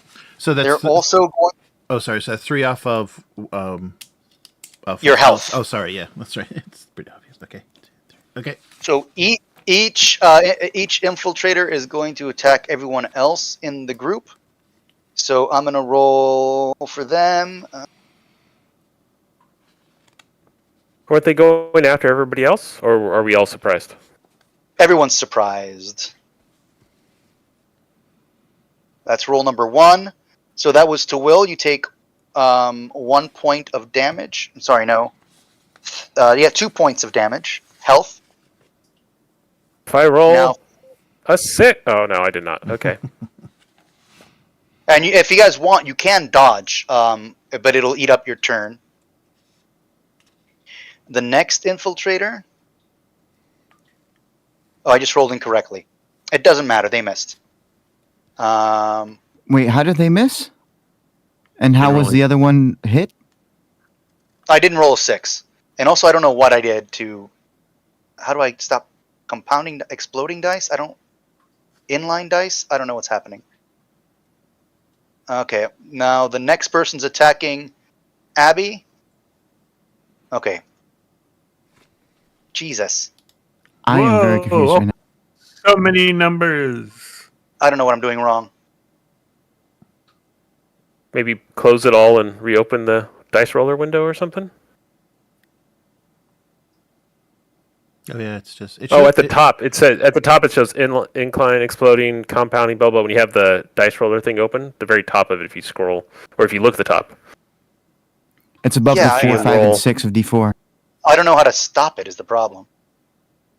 Do you click let it me try again that to again. turn it off? There we go. Oh no, Whoa. yeah, I have mine on now too. Oops. It's all falling apart. Okay, I fixed it, but we're going to ignore all that. So that second attack missed, and then my last attack.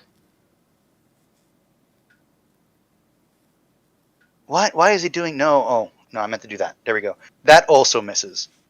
Okay, so now it's the party's turn, starting with Abby. You have Zara Vandau and her 3 henchmen in front of you. Okay. Hey, you may not want to go into melee because there will be some explosives. Yeah. And Oh, I was yeah. I haven't gone yet. If you want to give me your initiative, I can put the shield down, my expandable shield down, so that we'll all be rolling 6 dice for armor. Anybody behind it.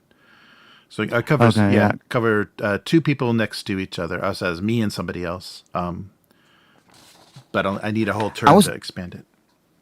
Yeah, I was wondering, could Matt stick the C4 onto a pickaxe if someone were to, let's say, charge at them? How suicidal are you? That's not the. Do you know how C4 works? Do you know how close to death I am? Do you have a ranged weapon at all? Yeah, I do. I'm gonna start shooting. Yeah. Yeah, you're not technically dying. You're just suffering from blight. Delusions. Yeah. Yeah, I know. I was I'm just saying, last resort. Just putting out there, Matt. Just putting out there. Oh, I think Yeah, it's do you real guys- bad. I'll just blow all of us up. Oh, Do you thank guys you. do you guys want to exchange initiative or anything, or just go down the line? Yeah, no, I am letting our guard go first. Okay. Okay, Jeremy, it's your turn. All right, so yeah, I'll just use the action to expand my shield and try to get.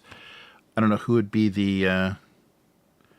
Is there anybody close to death or anybody that? Because it's me and one other person will get the benefit of the shield. In pretty good shape health wise. So Okay. Somewhat. Yeah, so am I. Okay, so Put it on. I mean, Put on Jan and you. But my plan originally was to hide behind the shield. Okay, So okay, Jan, yes. I don't have a problem with that. All right. So yeah, I'll put up the shield for my action and get Jan between it, and then I'll ready my I guess my. Are we in short range? We would still be in short range from them, or is it closer to medium? I think you guys are. It's about 25 meters is medium range. I think they're at medium range from you. Oh, okay. All right, then I'll just ready my my coil gun. Okay, and then Matt, it is your turn. I would like to step forward and throw my bomb Fatima at whichever cluster I can reach, but preferably the one that has the leader in it. That would be the two people right in front of you. Cool. So that's a strength roll for a ranged or a thrown weapon, All right. I have that. and then you get a +2 to that because you are a demolitions expert. Oh, look out. Oh, So nice. strength +2. 7. All right. Well, I got one. Okay, and it does damage 4.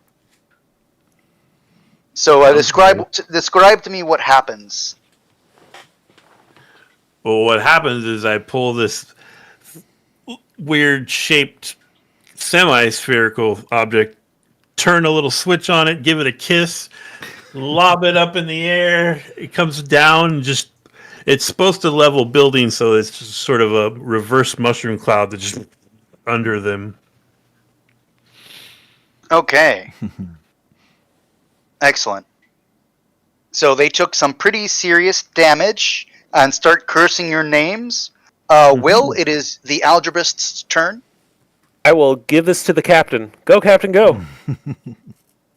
Oh, you're going to switch initiative? Okay. Abby, Yeah, I think he walked away for a second. So anyone want to vamp while we wait for Abby? I mean, Will, I can go instead. You do have weapons. You do have a Luma gun. Yeah. I figured, the captain seems to want to charge people with pickaxes and whatnot. I was going to give him his day of glory. I'm behind the shield, right? And I have this orb. I thought you put the orb in your backpack. Oh yeah, I guess it'd be in my backpack. Yeah. I'll pull out my what is it called? I'll pull out my Luma gun. So just so you know, that's an energy weapon. Lumen fires a superheated energy wave, slug, or bolt. It's a very loud energy weapon. Perfect. I will lay down suppressive fire. Who are you targeting? So there's Vando and henchman number 1 I'm mentioning are the two in front of you that have taken damage. Henchman number 2 and 3 are to your left and right flank, respectively, and they have taken no damage. I'll Maybe if shoot we kill Vando. I figure if we kill the boss, yeah. maybe we can get the other guys to go leave us alone. Okay, so give me an agility roll, and then you get +2 gear, so a second roll. Gotcha. Let's see if I can do this. And since she's already gone, she cannot dodge. She's I gone. got a success. Yeah, so you do 3 damage. And what does crit threshold mean in this game? That means if you roll 5 successes, which is your crit number, you get a critical hit. Gotcha. 1, 2, 3. The leader of this crew is looking not very good. She took a blast of high energy straight to her chest. That was after she was hit by a charge, right? Boom! Everyone's dying. It was a 1-2 punch. And then Abby, it is your captain's turn. Demand their surrender.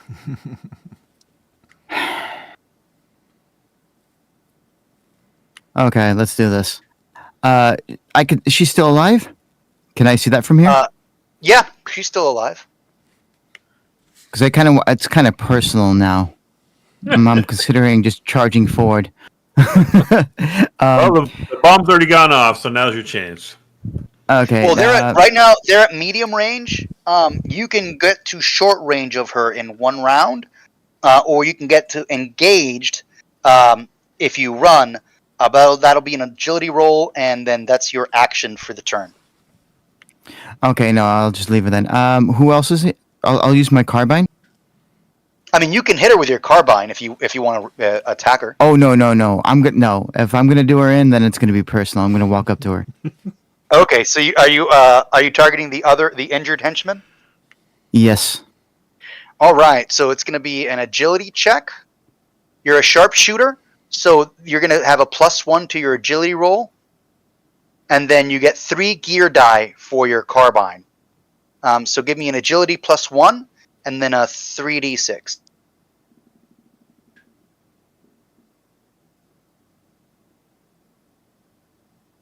Give me a sec. Yeah, no worries. So overall, that should be a 76 and a 3d6. Oh, you're rolling like 20-sided. I'm rolling 20. Oh, it keeps doing. Yeah, I did that too by accident. Yeah, give me it should be a 76 and then a 3d6.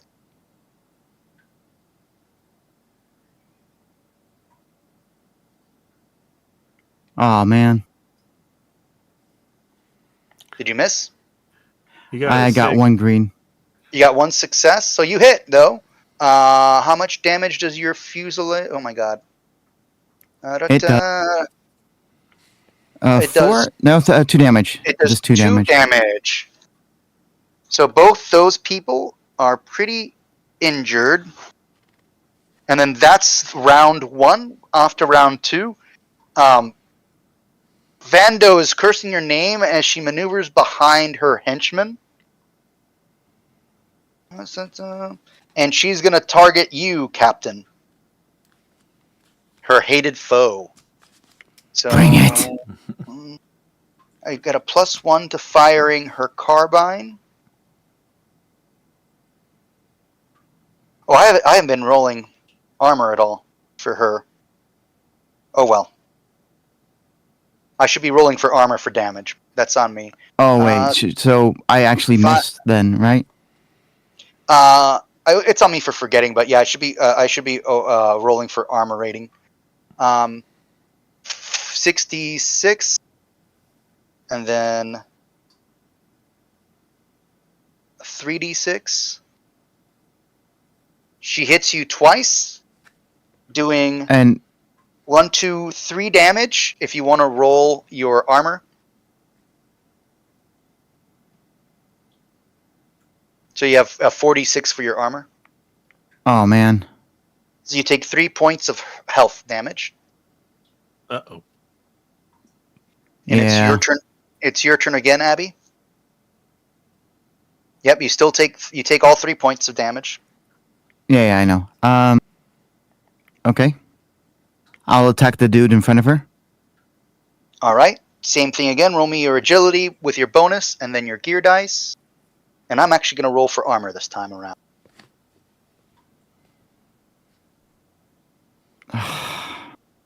That's not good. You missed? Can I push it? I mean, you're going to take 3 hope damage if you do that. Okay, no, Automatically. never mind. No, never mind. All right. Matt, it's your turn. Am I able to use my grape rifle, or do I need to like draw it? And Drawing your weapon is a free action. You're fine. okay, I'm gonna fire my grape rifle. Sorry, Captain, but I just want that person dead. You're targeting the leader. Yeah. All right. Give me an agility roll and then a 3d6 gear roll. Agility. They cannot block or dodge because they've already gone. gear. Well, I got one. You hit. Damage is 2. 2. They're going to roll armor. They take 2 points of damage. She's dead. Yeah. Wasn't she hiding, you- hiding behind one of her crew? Yeah, she moved behind them, but it's not cover. Like, it wouldn't count as cover. Oh, okay. So describe how your little ball bearing hit the leader of this team. So I only use like decommissioned bearings and gears, so they're all rusty and damaged. So I think one of the cogs like spins over and catches her right in the temple, embeds itself, and she just falls over dead. Okay. And then, Will, it's your turn now. Go, security man, go. I pass it over to you, Jeremy. All right. Yeah. So, are we gonna? Should we see if they're giving up after the leader slumps? As a free action, can I just call out? Yeah. Just say drop. I'll just say drop your weapons, and see if I get any response.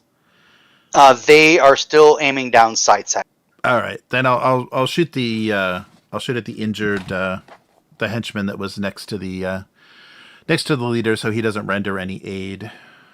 Yeah, agility plus 2, and then your rifle is a 2d6 gear. Oh, okay. Yeah, so you roll your agility is 5, so you get a 66 for your attack, and then a 2d6 for your coil gun. All right. So here's And I'll remember to. is the attack, and That's one success. Yeah. And here's the gun. Oh, and there we go. 2 successes. No crit though, so I'm gonna roll armor. No, that's not what I did. Why did it roll 3? Oh my god, I hate this. It even says rolling 2d6 above it. That's funny. Yeah. Okay, so no armor damage, and so they took. You got 2 successes, correct? Yeah. So that's 3. That's 4 hits. 1, 2, 3. Yeah, you kill them too. All right. Two enemies down. 2 more to go. So I And think then- that has that X. Oh, go ahead. It's the at this point the remaining henchmen scream, and then they pull out their blades and rush you.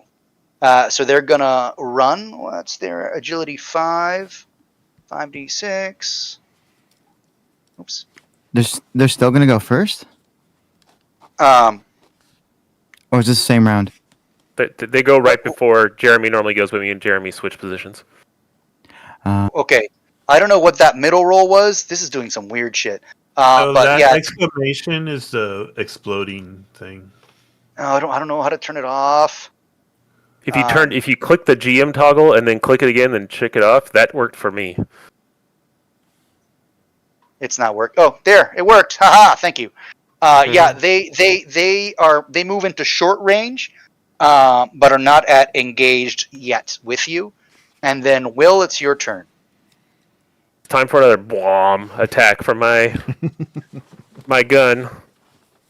So let's see. So my Luma gun fires off loudly. This agility 3, and it has 2 dice. So here we go.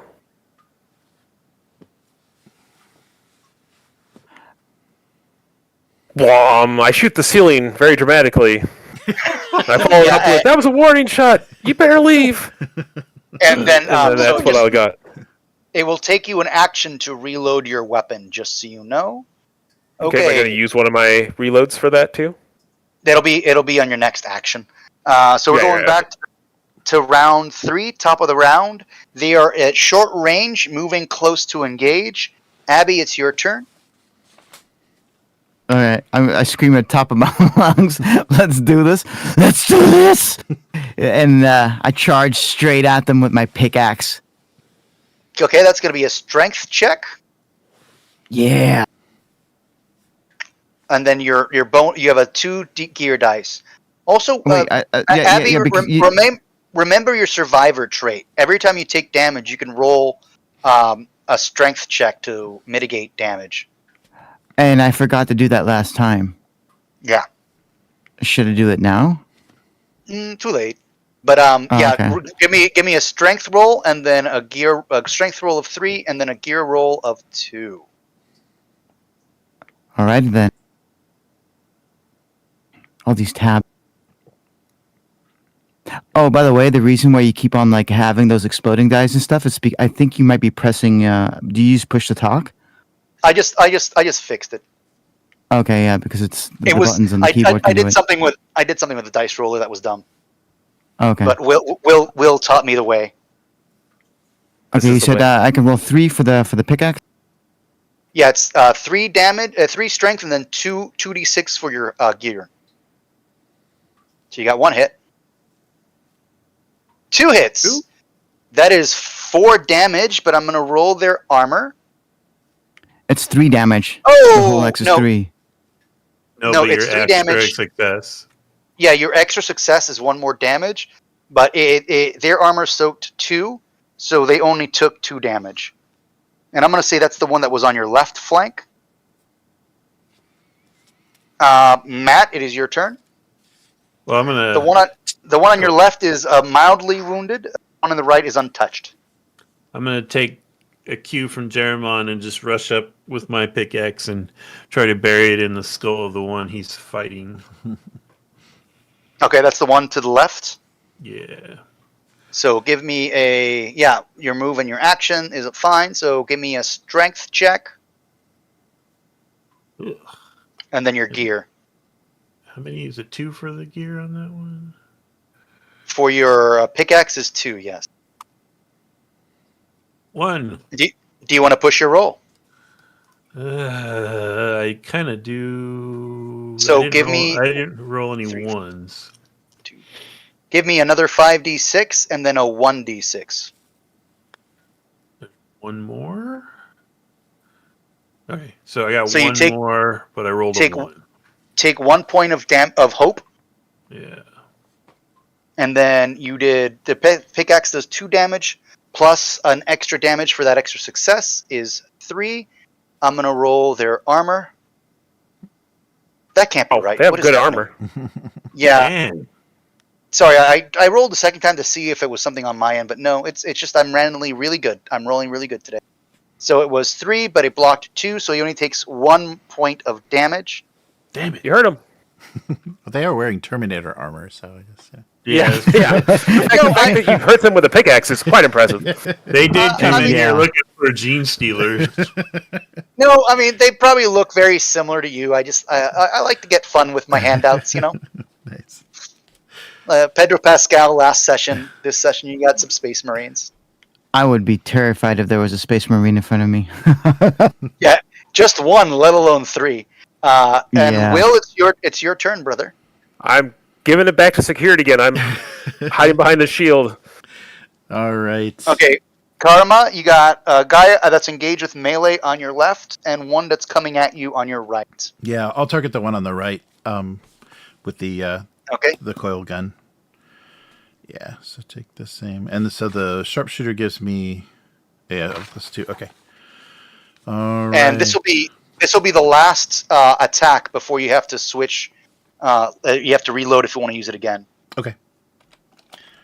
But yeah, do your agility +2, and then your gear dice, which is 2. All right. And Oh. oh no. All right. Well, I'm pushing that. Yeah, it's Okay, worth so- taking that. So roll, and then you only get 1 gear dice because you have to keep that 1, Right. and that's going to damage your gear as well. Yes. Yes. Okay, try this again. Oh, nice. Okay, and here's the one for the gear. Hope I don't get another. Okay, so 2 successes. So you but, take yeah. Bunch of 3. hope. You take 3 damage to your hope. Okay. Your weapon has gone down in quality. Like it's messed up. Okay. But you did get 2 hits, right? Yep. 2 hits. So that's a 3, that's a 4. I'm going to roll armor. Yeah, they take all 4 points of damage. All right. 4. So So I got 2 hope left, Karima. How much you got left? After that, I got 1. Yeah, if that was 3. Oh, Yeah, yeah. man. okay, so the guy on your left is going to attack. Matt, you're the one that killed the leader, right? Yep. He's going to go after. He's going to go after you. Oh, so +2 for Blade Fighter. So that's I'm going to roll for damage. You got 1 hit, and then the blade. You take 2 points of damage if you want to roll your soak. So that would be your armor rate. I stopped 1. Well, they only hit 1, so you took no damage this round. All right. And then Jeremy, the one that you were targeting, has moved the melee range against you. Okay. And they're going to do the same attack. That's 4 + 2. Oh, geez, I'm right here. And then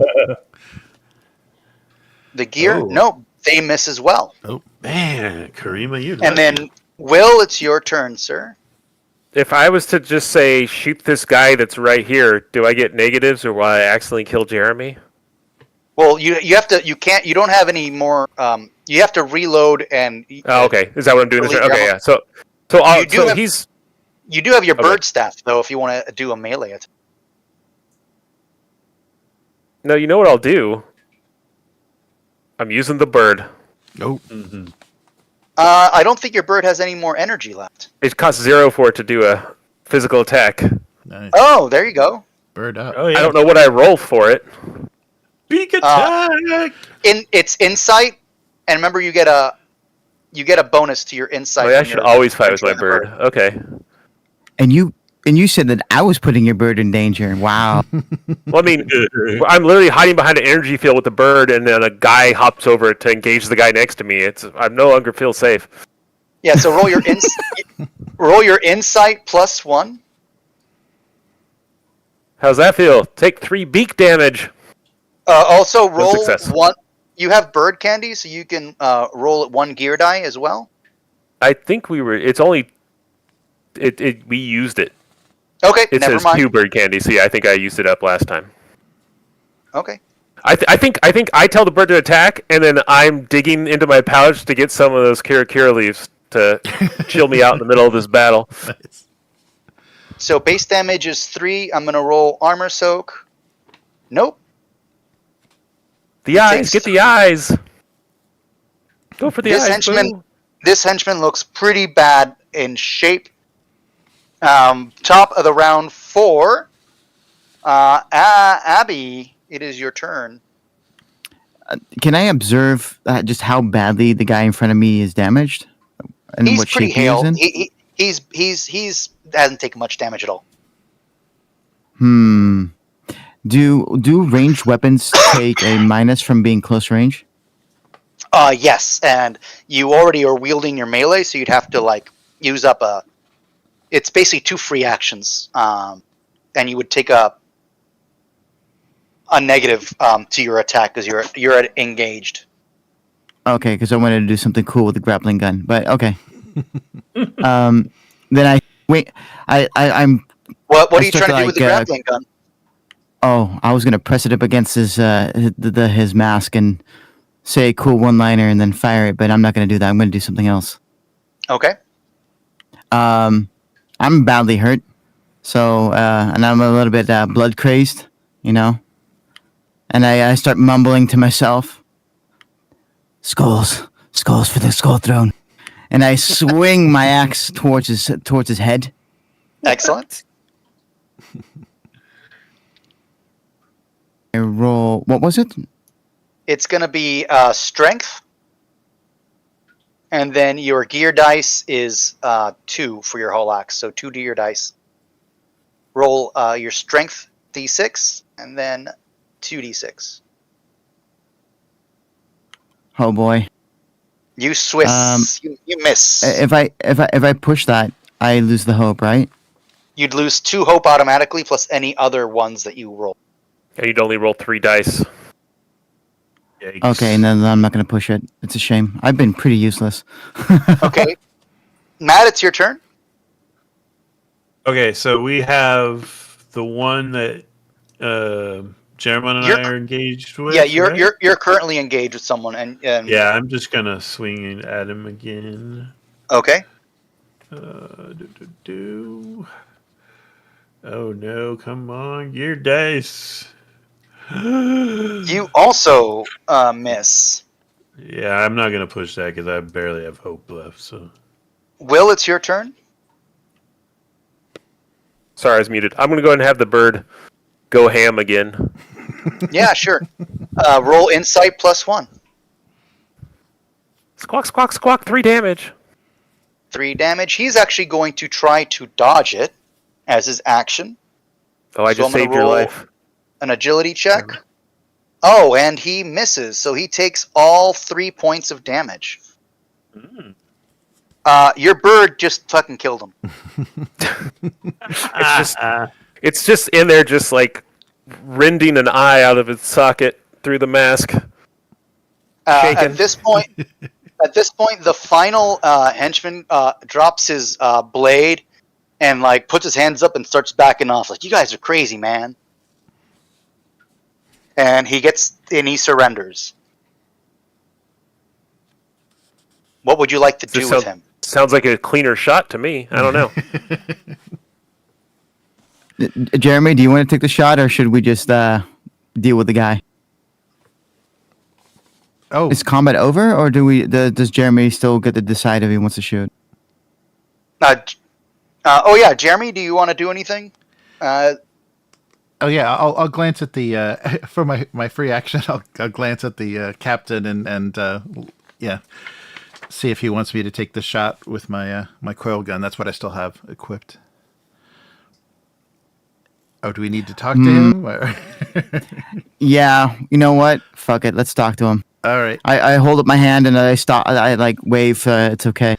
Okay. Yep. I lower the coil gun. So I won't do any. I won't take any action against him this round. Okay, what do you want to ask him?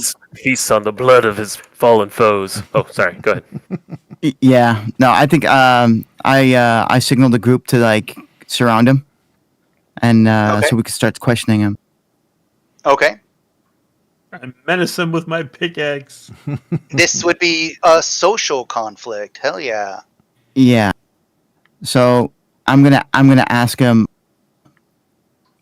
why they decided to come down here and surround us in order to take the orb. That was the job. It was The job? it was Zara that came up with the plan to shadow you to see how far you got. She said it'd be easier if you did all the hard work for us. I look over the corpse. You mean that one? Doesn't I'm matter. pointing at the corpse in the ground, the boss, right? Doesn't matter. The black toad doesn't look kindly to failure. I'm a dead man anyways. Oh, well. Oh, interesting. Well, do you value your life? Do you have anything to trade for it? I can let you leave, or do you want me to just gut you right now where you sit? I mean, Zara had us leave our supplies just outside the vault. It's all there. You can I have think it. you mean our supplies. Yeah. That's good because we're down to 38% on supplies. Oh. So you really have nothing to offer? What about your ship? We don't have a ship. Then whose ship was it outside when we landed? It was that Coriolite. Strange though. The contract, it was a fastest ship we could find on short notice. Was he your contractor? Wait, were they working for the Coriolis? Nah, that wasn't the. I don't know who hired us, but it wasn't that dandy fop. That's for sure. Zero didn't trust him, whoever he is. What do you guys think? You think we can get anything else out of him? No. Oh, And if you let Well, him, then. if you let him, with the if you let oxygen him- costs on the way back. yeah, if you let him go and he talks to the what are they called, the black toad? We could have a vendetta problem on our hands.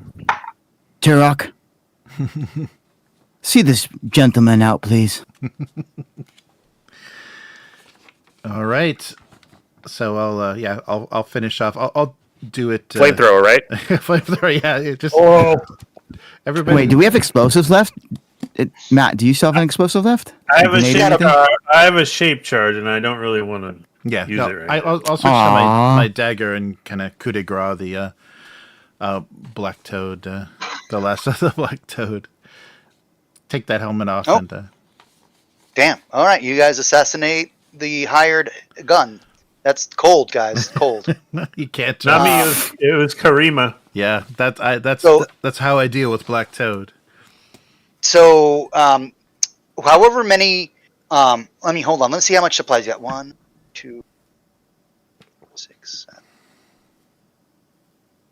Well, they probably had something on them, right? They had exactly 12 units of supplies between the three of them. If you want to search them, it'll cost you 1 supply. I'll spend the time. I'll throw Vesima the 12 thing, and I'll give him a extensive pat So, down and cavity So search. I should make it. I should make it 11 then, basically, right? Yeah. I throw you 11, then I promptly open the can of supply and pour it on the ground for the 12th one. Hey, I have a question. I can't remove any part of my suit, right? Not right here. Why? What are you trying to remove? Oh, I was gonna take a leak on the corpse of their commander. That'll take you a while to get in and out. That's. Yeah. So How does one empty their suit of the bowel movements then? If this So- was Forbidden Lands, you would have had to fail an empathy roll to kill that guy. Oh right. Oh yeah. Does that have? Yeah. Is there a mechanic for that? That's right. For what? For me, killing without kind of cold blooded. The coup de grace of that black toad. I would have gotten some bonus from my history with those scoundrels. I think. I mean, the guy was on his knees with his hands up. So if you had walked behind him and could slit his throat, it's not really combat. Oh You yeah. just Yeah. kinda No, just but go. yeah, I'm saying that. Oh yeah, we're talking about. Yeah, in Forbidden Lands, you have to overcome your your innate goodness. You have to make a roll to kill someone in cold blood, yeah. Yeah, To yeah. see if you can do it. I think in Alien too. You literally have to fail your empathy roll. Yeah. What? It wouldn't be hard for That's me. hilarious. Mine's a 2. That sounds like unfun. It is. That's hilarious. So, Will, you discover. Give me a 2d6 roll. Of course. 10. So you found 10 shards, and give me a perception roll real quick. Can you write those 10 shards down there, I got Matt? it. Oh yeah. Or Jeremy, or whoever's I think tracking it? Jeremy's got the shard tracking. Shards? All right. Yeah, I got the shard. He said, he said perception, right? Yes, sir. All right. I see nothing. I don't see nothing. Okay, and then on the corpses, you just find the equipment that they had. Most of the type of stuff that you have: a Durablade, 4 Durablades, 4 Fulizard carbines, and their delving suits, and then what supplies. It looked like they were planning on jumping you, and then taking your supplies, and then leaving you here. Because they barely have enough supplies to get out. Then they didn't have anything else. They seem like they came here with one purpose. I don't have a blade on me, so I'll take one of those blades, I guess. Okay, the blade is a +3 bonus. Oh, shit. Damage Okay. 2, and crit 5. Wow, I'll grab one of those too. That's much better than my dagger. Nice. There were The only 2, right? The Durablade, there's 3 blades and 1 Durablade. The Durablade is a +2 bonus, damage 3, crit 4. Okay. Okay, And If then that they, way. had any, if they had any rope, I'm going to wind it up and take it. I have a question. My Yeah. roll would that be considered failing my empathy test? I rolled a -1, but no Yeah. sixes. Yeah, so ones only count when you're pushing. All that matters are successes. This isn't like Okay, so D&D where a 1 is automatic failure. Okay, so yeah, so that means I failed my empathy test, right? I mean, for if you were testing your own empathy, yeah, I guess so. Yeah. I'm just the theoretic. Okay, yeah. I'm just making sure. So this is the end of the delve, which means you don't have to go through the delving mechanics again because you've already traveled down here and charted your path. And as long as you have as many supplies needed as to leave, but keep in mind you have 2 extra mouths to feed. So basically you need 1, 2, 3. You need 24 supplies to get out of here. That is exactly what we have. Perfect. When we reach topside, do we see like their packs and stuff they left behind? He was saying. You already took those. Oh, okay. Never mind. As you exit the fissure, you see 2 things. First, the beautiful light of the mother star, Jumawa, the first and the last. Surviving the ordeal and seeing your home star in all its glory will instantly let each explorer recover 1 hope. Second, Cool. you see a sleek white spaceship that has landed next to the fissure. A figure in red robes and a large opaque helmet stands before it. He doesn't make it's Yitrepo Ashur Mirmira, the Coriolis. He doesn't make any threats or brandishes any weapons. Instead, with a voice twisted beyond recognition by the suit's voice modulator, he says, friends. Have you found what I was looking for? Have you accepted my offer? I'm gonna walk over to him. Okay. Remember, he offered you 4 times what the Explorers Guild will pay you for anything you found. So for the record, the only actual artifact we found was the sphere, right? No, No, the you disc was one too. Yeah, you found a major and minor artifact. Oh, sell him the minor. And he'll one. pay me for the minor? You said? He won He'll the pay The you- artifact. frost one, right? He wants the major artifact. He said he would pay you at the dinner party. He offered you 4,000 as opposed to 1,000. What the Alright. Explorers would pay you. Do you guys want to talk remember- about it? Remember that you also have 2 survivors with you that are witnessing this exchange. Yeah, I know. And then I'm gonna. Can I make a group call, or should I? Do you guys want to discuss it? You're the captain, man. Are we gotta able to captain this thing. Are we able to use our little comlink deals to talk inside our helmets to each other without him hearing us? Yeah. You can. Okay. My vote is sell him those lesser one, but whatever. Well, I'm thinking, fuck this guy. That's also an option. He creeps me out.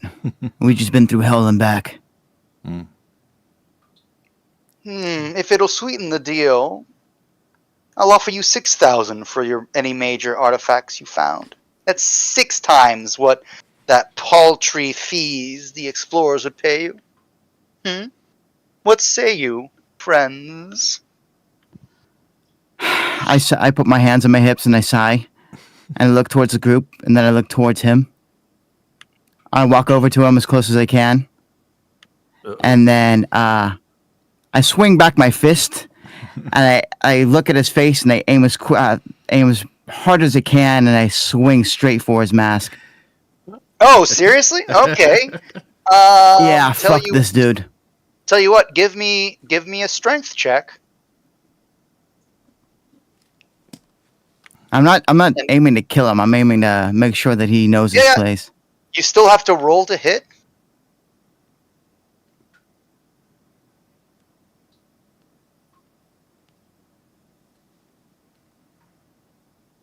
Oh boy, I need to push that. Your strength? Wait, You only have which 1 strength? You only What- one what it- strength? Oh wait, I thought it was the top one. No. Wait, so which one am I doing? Oh, you do it. You got to do a strength check. So that's 3 to hit. 3d6. There you oh go. boy. Okay. You got, Yeah, you got He it. is going. He is going to attempt to dodge. So this is going to be a contested roll, and he has an ability called evasive when dodging attacks. So I'm Oh, going to roll no. a dodge. You hit him. Ah! This is a Batman Guy Gardner Justice League International moment where you punch this dude in the head, and he idealists. I see. Well, in the end, everyone has a price, and you could have walked away, but I'll remember this, fools. And he walks up the ramp of his ship, Quasar's Dream, and takes off. It's going to be a very long way back, but fortunately, you had hit an emergency beacon when your rover crashed. So about halfway back to Gallon's Point, you got picked up by mining combine employees. Once back, you're thanked for for the mission. You brought back 2 of the prospectors. Everyone seems very celebratory. As you are gathering to get back to your shuttle, Chief Calavantes walks up, and she makes one last desperate plea. I know you survived. I shouldn't. I'm the one that made the call. I didn't realize they'd send those thugs. I just need to get off. I have a buyer. Please, I'll split the revenue with you, 50-50.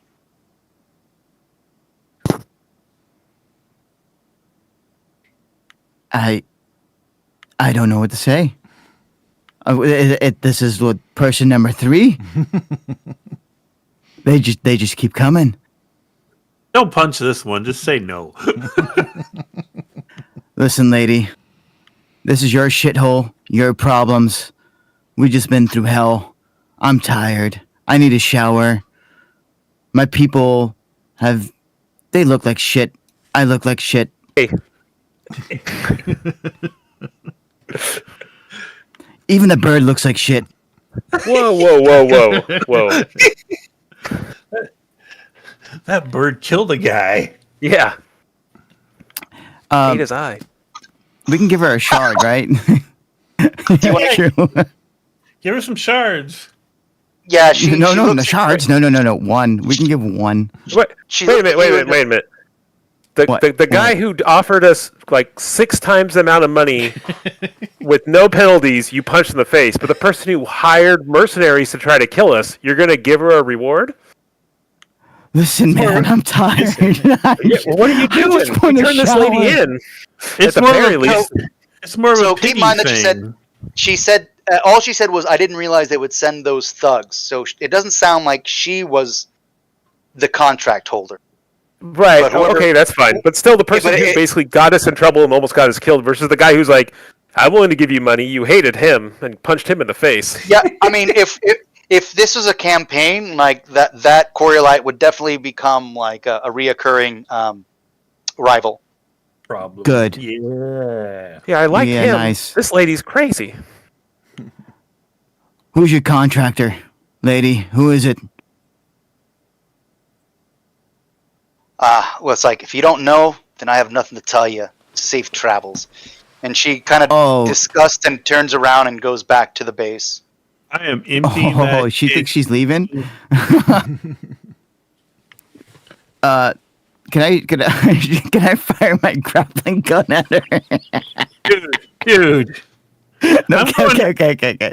I'm going to the canteen and just filling my face. Yeah, let's call it. I'm tired. Oh, okay. So you guys go back. You have a successful mission. You deliver both a major and minor artifact to the Explorers Guild. Master Mosca is very, very pleased with you. You earned 1,000 dirham bonus for the major artifact, and then 500 for the lesser artifact. As the months go, the sphere will be intensely studied, refusing to give up its ancient secrets and showing only weak traces of its former powers. The conclusion the Explorers Guild scientists can come up with is that the sphere is but part of a larger machine. End scene. A successful delve from our team of adventurers. Congratulations. Nice. Yeah. Well done, guys. The So flight what did- city crashed. So, since that was it, well, why don't we do a little roundup kind of review and reflection and impressions? First, when it comes to Coriolis, let's chat the system and the setting and the rules. Jeremy, let's start with you. Oh, yeah. I like the setting a lot when the crowdfunder was first announced. Just the description of it didn't really pique my interest, but what they covered in the quick start and kind of separating it from the previous setting, and then kind of bringing the Year Zero system up to speed with all the developments that they've had since they first developed Coriolis. I liked. Yeah, there was. I guess we didn't have full rules in the quick start, but everything that we played, it's very familiar. It feels like things we've recently done. Yeah, and I like the having things broken down. The hope, health, heart breakdown I thought was good too, to be able to balance risk taking, kind of risk management and things. Yeah, but I like the explorer aspect, and also the kind of evil, the blight, this mysterious evil that you're coming into contact with. I think because their idea was explorers, kind of a 17th, 18th century explorers, giving it some horror aspects is nice, because otherwise you would want to just have the characters be kind of out of their element and negotiating with people that they didn't speak a language, or it makes it a little more intense. And I guess because the delves are like temple raids essentially, and you're encountering this thing that's not only stopping you from the maybe whatever the builders had constructed as traps or whatever, but you also have this blight. So that unknown, that evil unknown was good, but I thought it played really well. There were good roles in the quick start. So yeah, I thought it was an enjoyable version of Coriolis, and very different. I mean, there was I guess I hope in the what they write for it, the adventures and things for the Great Dark, I hope that it does get very get very mysterious, and have you encountering very kind of incomprehensible things. I think the darker and kind of elder god feeling that it gets will be very cool. Yeah. Awesome. Matt, what are your thoughts? I really enjoyed it. I mean, I've played a lot of Year Zero games, so I felt right at home with it. I can't decide if I would rather they had skills or not. I guess for what they're trying to get out of this game, you don't really need them. It's funny because I've played Coriolis once before, and like the atmosphere is very different in this one. Definitely, like, there's less of a focus on like the faction differences between the factions, although we did just do the quick start. The delving is interesting. It sort of reminded me a little of travel rules in Forbidden Lands, where you are managing your supplies. So that was kind of cool. The vibe, like Jeremy was saying, is, if you're familiar with the Expanse, after they get through the wormholes and start going and encountering alien architecture, it's very similar vibe to that, which was cool. And yeah, I'm curious to see where they go with all of that. If it's going to be a crappy J.J. Abrams mystery box thing, or if they're going to start revealing more and more. which is what I would prefer. But yeah, it was cool. I had a lot of fun actually. Will? I'm sorry, I was muted. I had a bird and it ate a guy's face off, so that was cool. That was the high point for me. Yeah, it felt very much like this to me, very Year Zero. It didn't mechanically. I appreciate that they moved away from the willpower or whatever it was from Forbidden Lands and most of their other games. Same way with this, where you don't have to build up to do things, which was a mechanic early on. It felt. I like the hope mechanic, the fact that your rerolls damages a specific stat. Instead of the actual attributes, because I don't like the death spiral stuff that a lot of games have. So I appreciate that they kind of stepped away from that. That you don't just the first time you push, you aren't like, oh well, now I'm horrible for the rest of the game. You're still competent and good.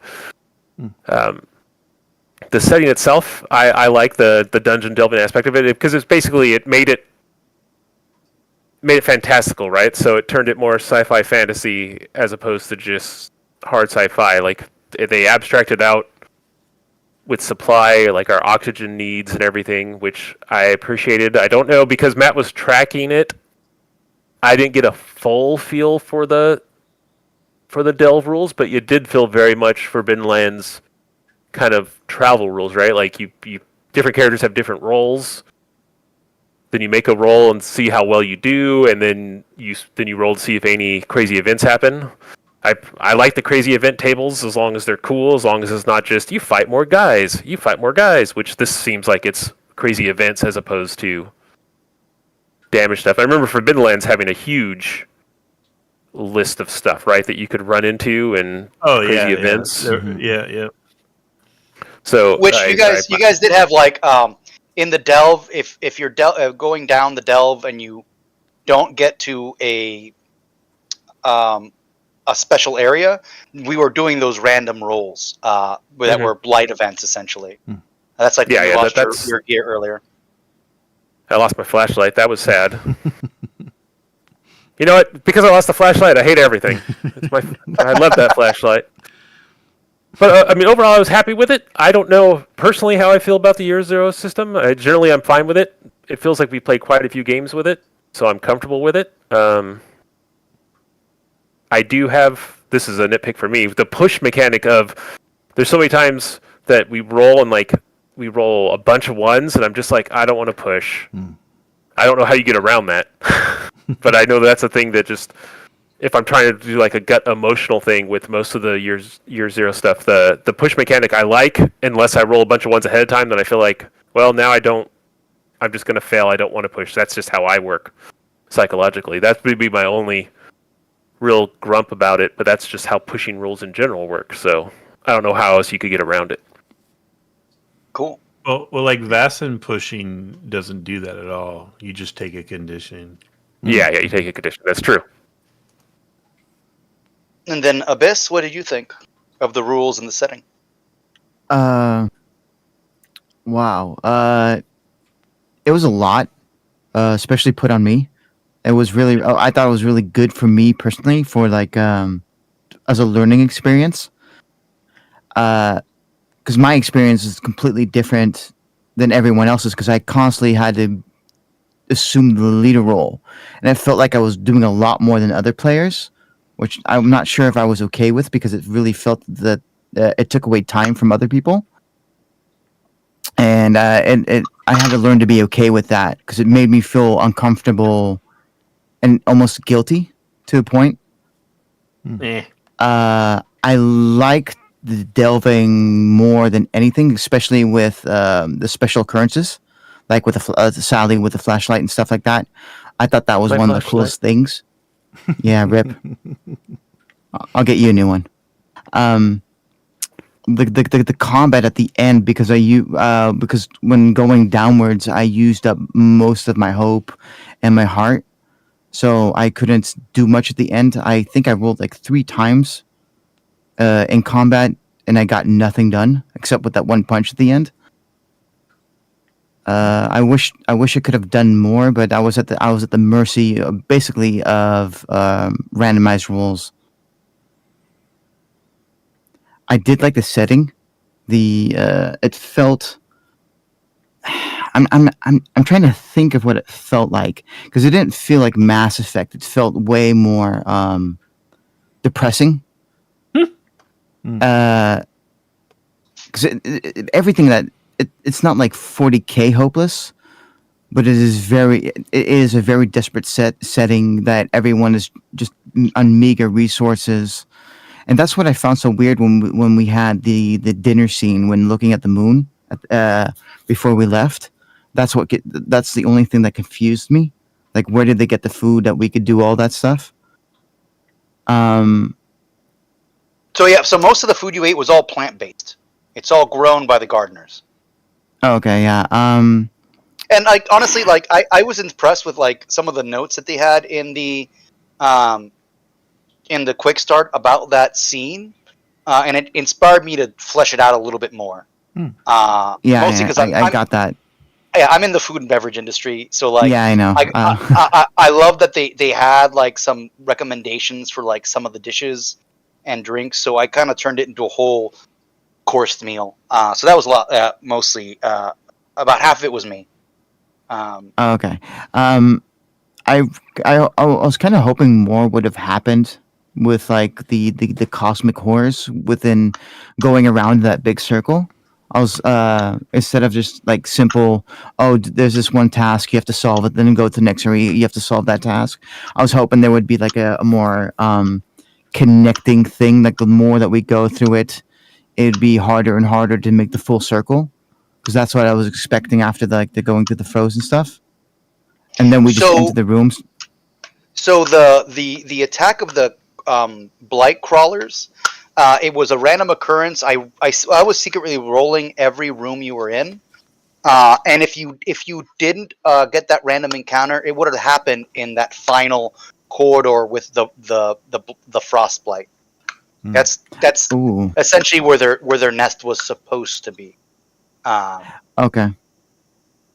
but because you guys had the random encounter beforehand, that didn't happen. Yeah. Um. Well, with like plot and everything, it was like just basic stuff being caught, and that was expected. I thought actually thought they would wait for us outside. That would have been more fitting. That would have actually been brutal, seeing that we ran out of resources. You know, But I yeah, I think liked it. the plan of that was they went down following you to basically you guys lead the way, but they didn't know if you'd make it all the way to the end. For me, rules wise, I've never played regular Coriolis, but I have read some reviews, and apparently, the Great Dark does streamline the rules a lot.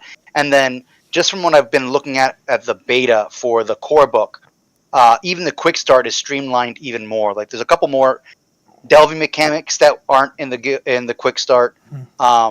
Leveling up isn't in the quick start. It's kind of like Powered by the Apocalypse. At the end of every session, the GM asks a series of questions. If you say yes, you get an experience point, and then from that you can buy certain things.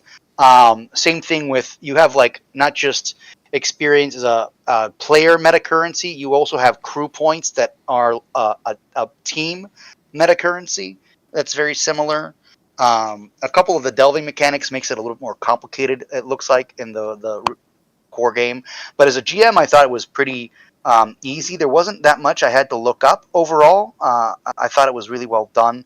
I thought the quick start is very smartly designed, because like it's going to be hard, I think, to create homebrew adventures for this game, because like the supplies that you have, like it's almost like you guys said, like you guys got back with just enough supply. Yeah. I wonder what would if you would have a big dungeon with like multiple areas. Eventually, you would have to choose which ones to skip. You would have no other choice, because otherwise you wouldn't make it out, right? Well, there are, you can create camps within bigger delves, so I can see them doing like a mega dungeon style adventure. But it just Yeah, you but would you have to would run out of create supplies, you would have to create right? safe points essentially, that are camps where you can like resupply, and you can forage as well, for supplies in certain areas that aren't like blight covered. Setting wise, I have a very similar experience with Jeremy. That when the Kickstart first was announced, I love Coriolis. I've never played it, but I just think the setting is very cool, and I love the Third Horizon setting.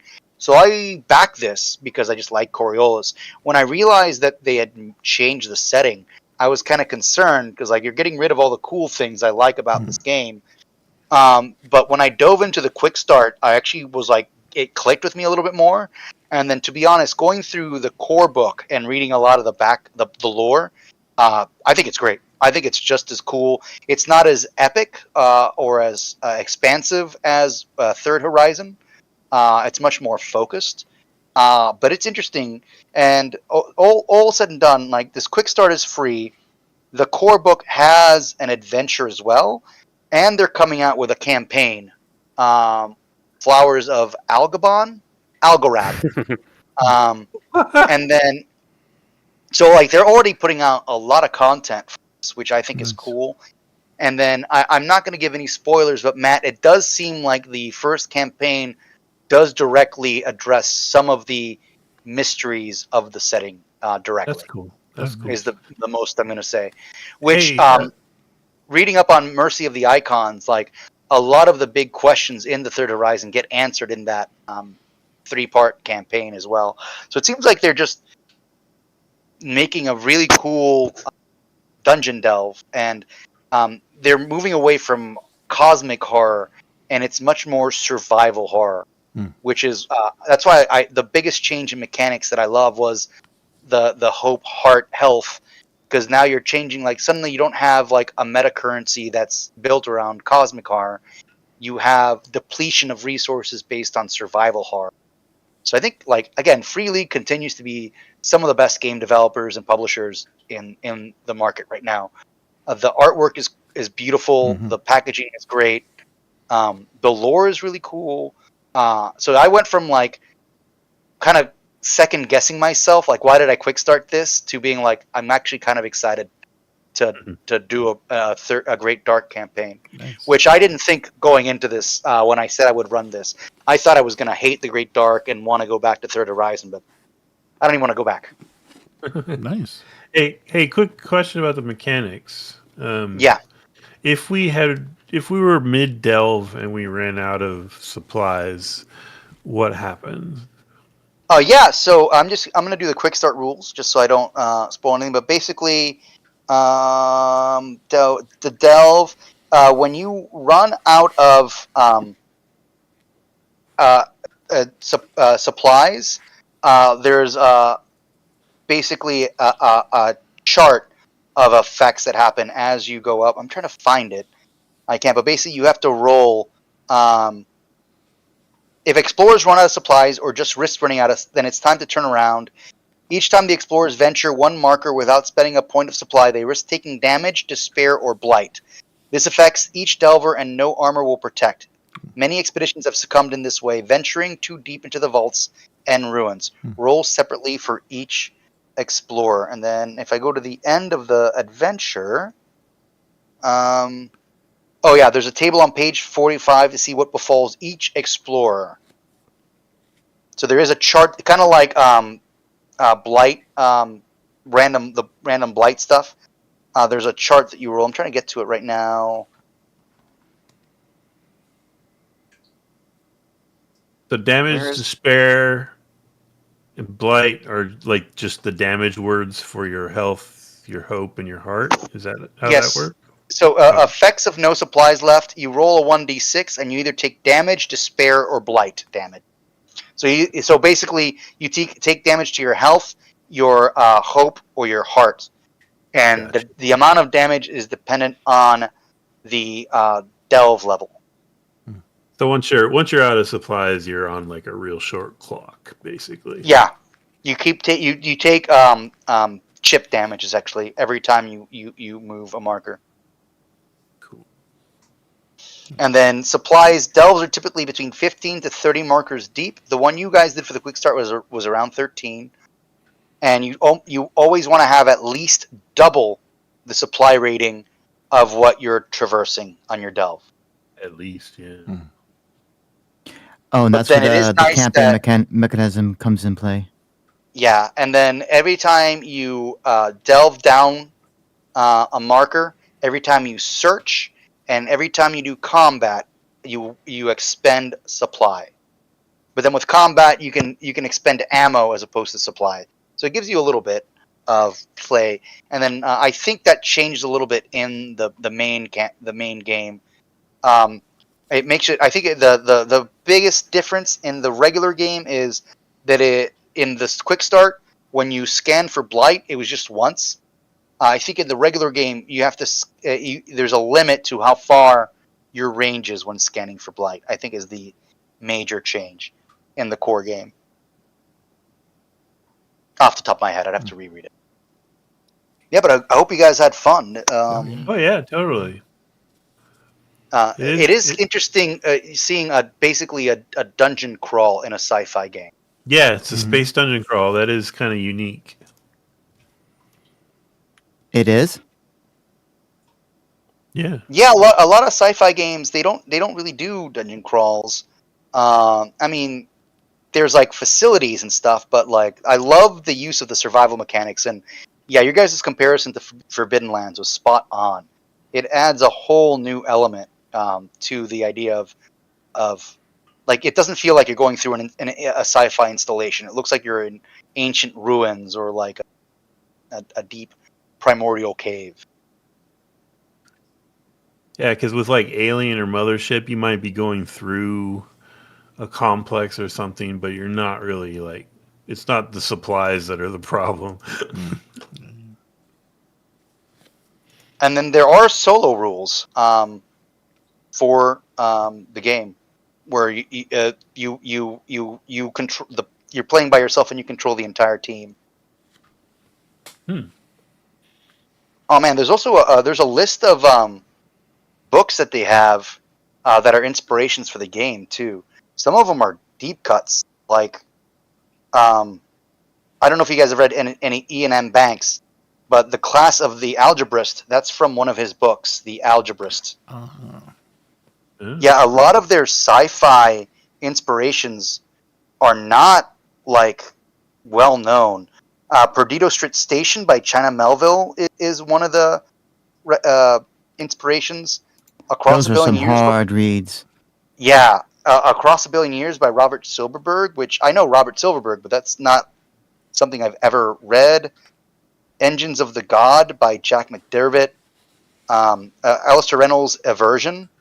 So a lot of these are like super obscure sci-fi, and then a lot of historic, like In the Kingdom of Ice, which is a account of the Polar Expedition. The January Dancer by Michael Flynn, which is a moody atmospheric space opera that I've never read. Frederick Paul's Gateway, which I have actually read. I have a copy of that. That's kind of cool. I love Frederick Paul. A lot of like, there's a Dan Simmons novel, but one that I've never read, The Terror. And then role-playing games that they were inspired by was Fading Suns, In the Light of the Ghost Star, A Visitor's Guide to the Rainy City, Into the Odd and Electric Bastion Land, which you guys have just done unboxings for. Traveler, obviously, the biggest inspiration, and The Vast in the Dark. So like a lot of like deep cuts when it comes to what this game is inspired by. Didn't they make a TV series of The Terror? Yeah. Yes, they did. That's pretty Yeah, good. okay. It's the Lost Franklin Expedition. Oakley dokley. That makes sense. And It's in fact, in their inspiration list, they say that The Terror is required reading for this game. Oh. The Chair. Honestly, I kind of want to go through and read some of these books. These are a lot of sci-fi books I've never heard of. Oh, and if you read Annihilation or seen the movie, apparently that's what inspired The Blight. Oh, okay. Oh, this is not nearly as bad as Annihilation stuff, but okay, cool.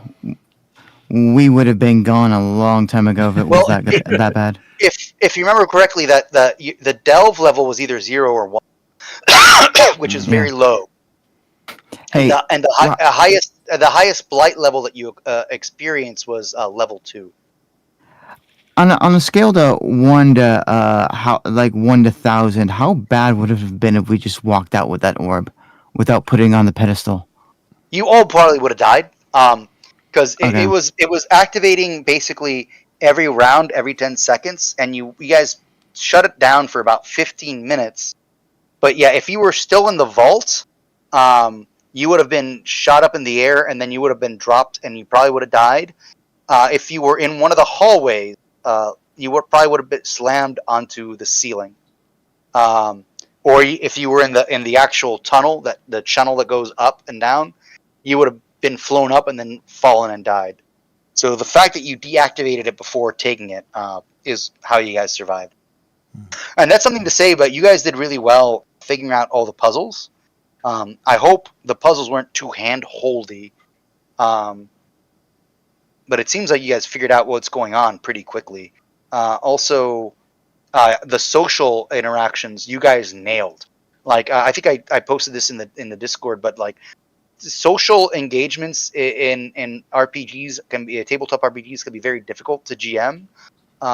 This seemed like it was really good. I love the dinner scene. It was probably my favorite scene in the Quickstart. And you guys navigated it very, very well. I always am nervous as a GM that I'm not giving each player enough of the spotlight in social settings. But I made a note to myself that at the end of the dinner party, when you guys kind of had your little gathering and to share notes, each player had a new bit of information to add to the party's collective knowledge.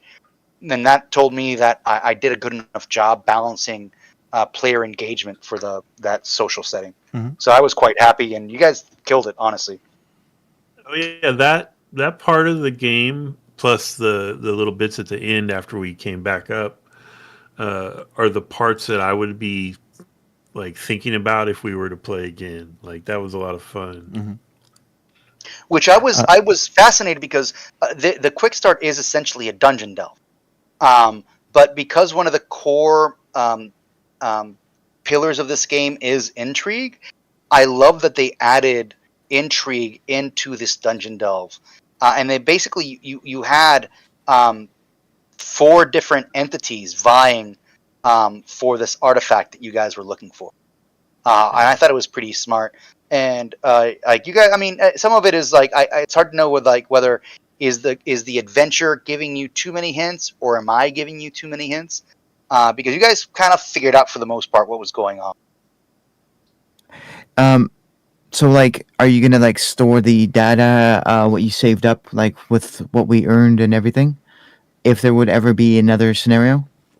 I mean, if you guys want to play another adventure, once the book goes public, there is an adventure in the core book and then the larger campaign. But I don't know if you guys would want to create your own characters for those, because at that point, like, I mean, I'm just gonna look. I can't give any specifics, but like, you only had 4 character classes. There's much more in the core book, and there's much more backgrounds and way more talents, and also something called crew maneuvers, which are abilities that you can use as free actions in combat. For me, it would be more about adjusting, like editing the adventure itself. Like you said, you had a table to roll for random things. I think it would be better to like handpick like the occurrences that could happen throughout the dungeon and preset them up to make them more interesting. As a GM, that you could do that actually. Like that's the thing about charts. Like you can either roll random. That's actually a problem I have when I tried to do Dragonbane for my local group. Is that I was rolling the random table too many times. And I realized that a good GM, I should minimize how much that happens. But you can completely create trigger moments. And actually, in the first session, so that scene that I started with in the med bay with the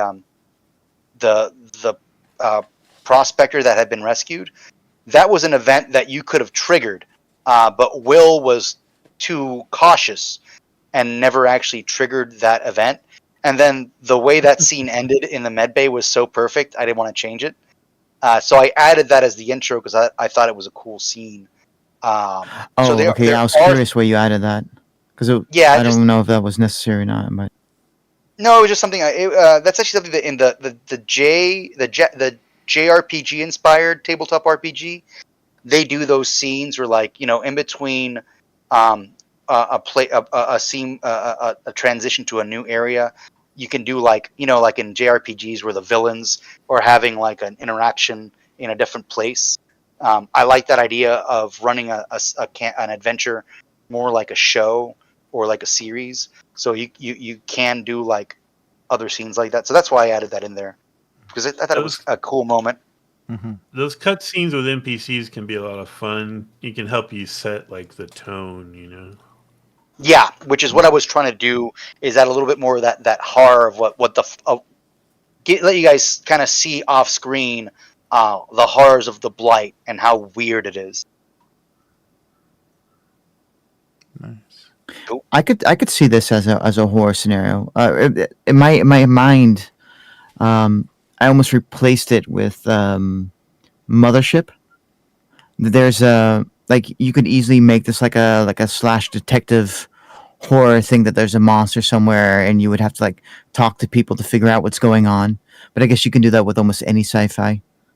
But because this is more, your stats become limited, and eventually you're just gonna have to deal with whatever's thrown at you. I mean, that's why I love Coriolis. Same reason why I really dig Traveler is that both settings are very versatile in what type of stories you can tell. And that's why I was worried about the Great Dark expansion, because I thought because they were narrowing their scope, you wouldn't be able to have that flexibility of storytelling. But it still seems that you can do.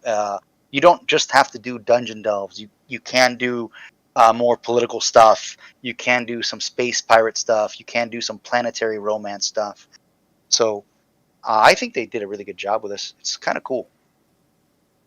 I dig it. Yeah. And yeah, if you guys ever want to do more Coriolis when the full game comes out, I would love to. Oh yeah, I can totally see playing this again. It was fun. Depending on the new job, I don't know how much time I'll have late night once this new job's. TBD.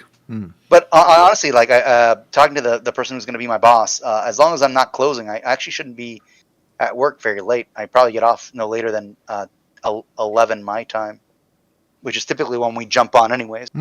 Cool. But Friday nights are kind of hard to take off as a bartender. Yeah, I bet. Of course.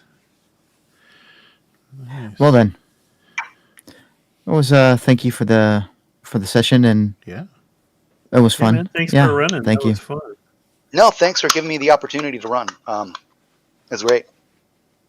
Glad to help participate in more channel activities. Yeah, great. Yeah, thanks so much, Arturo. Yeah, I'm glad you had the idea to do this, because I wasn't paying enough attention to it once it was coming out, but it was really worthwhile checking out.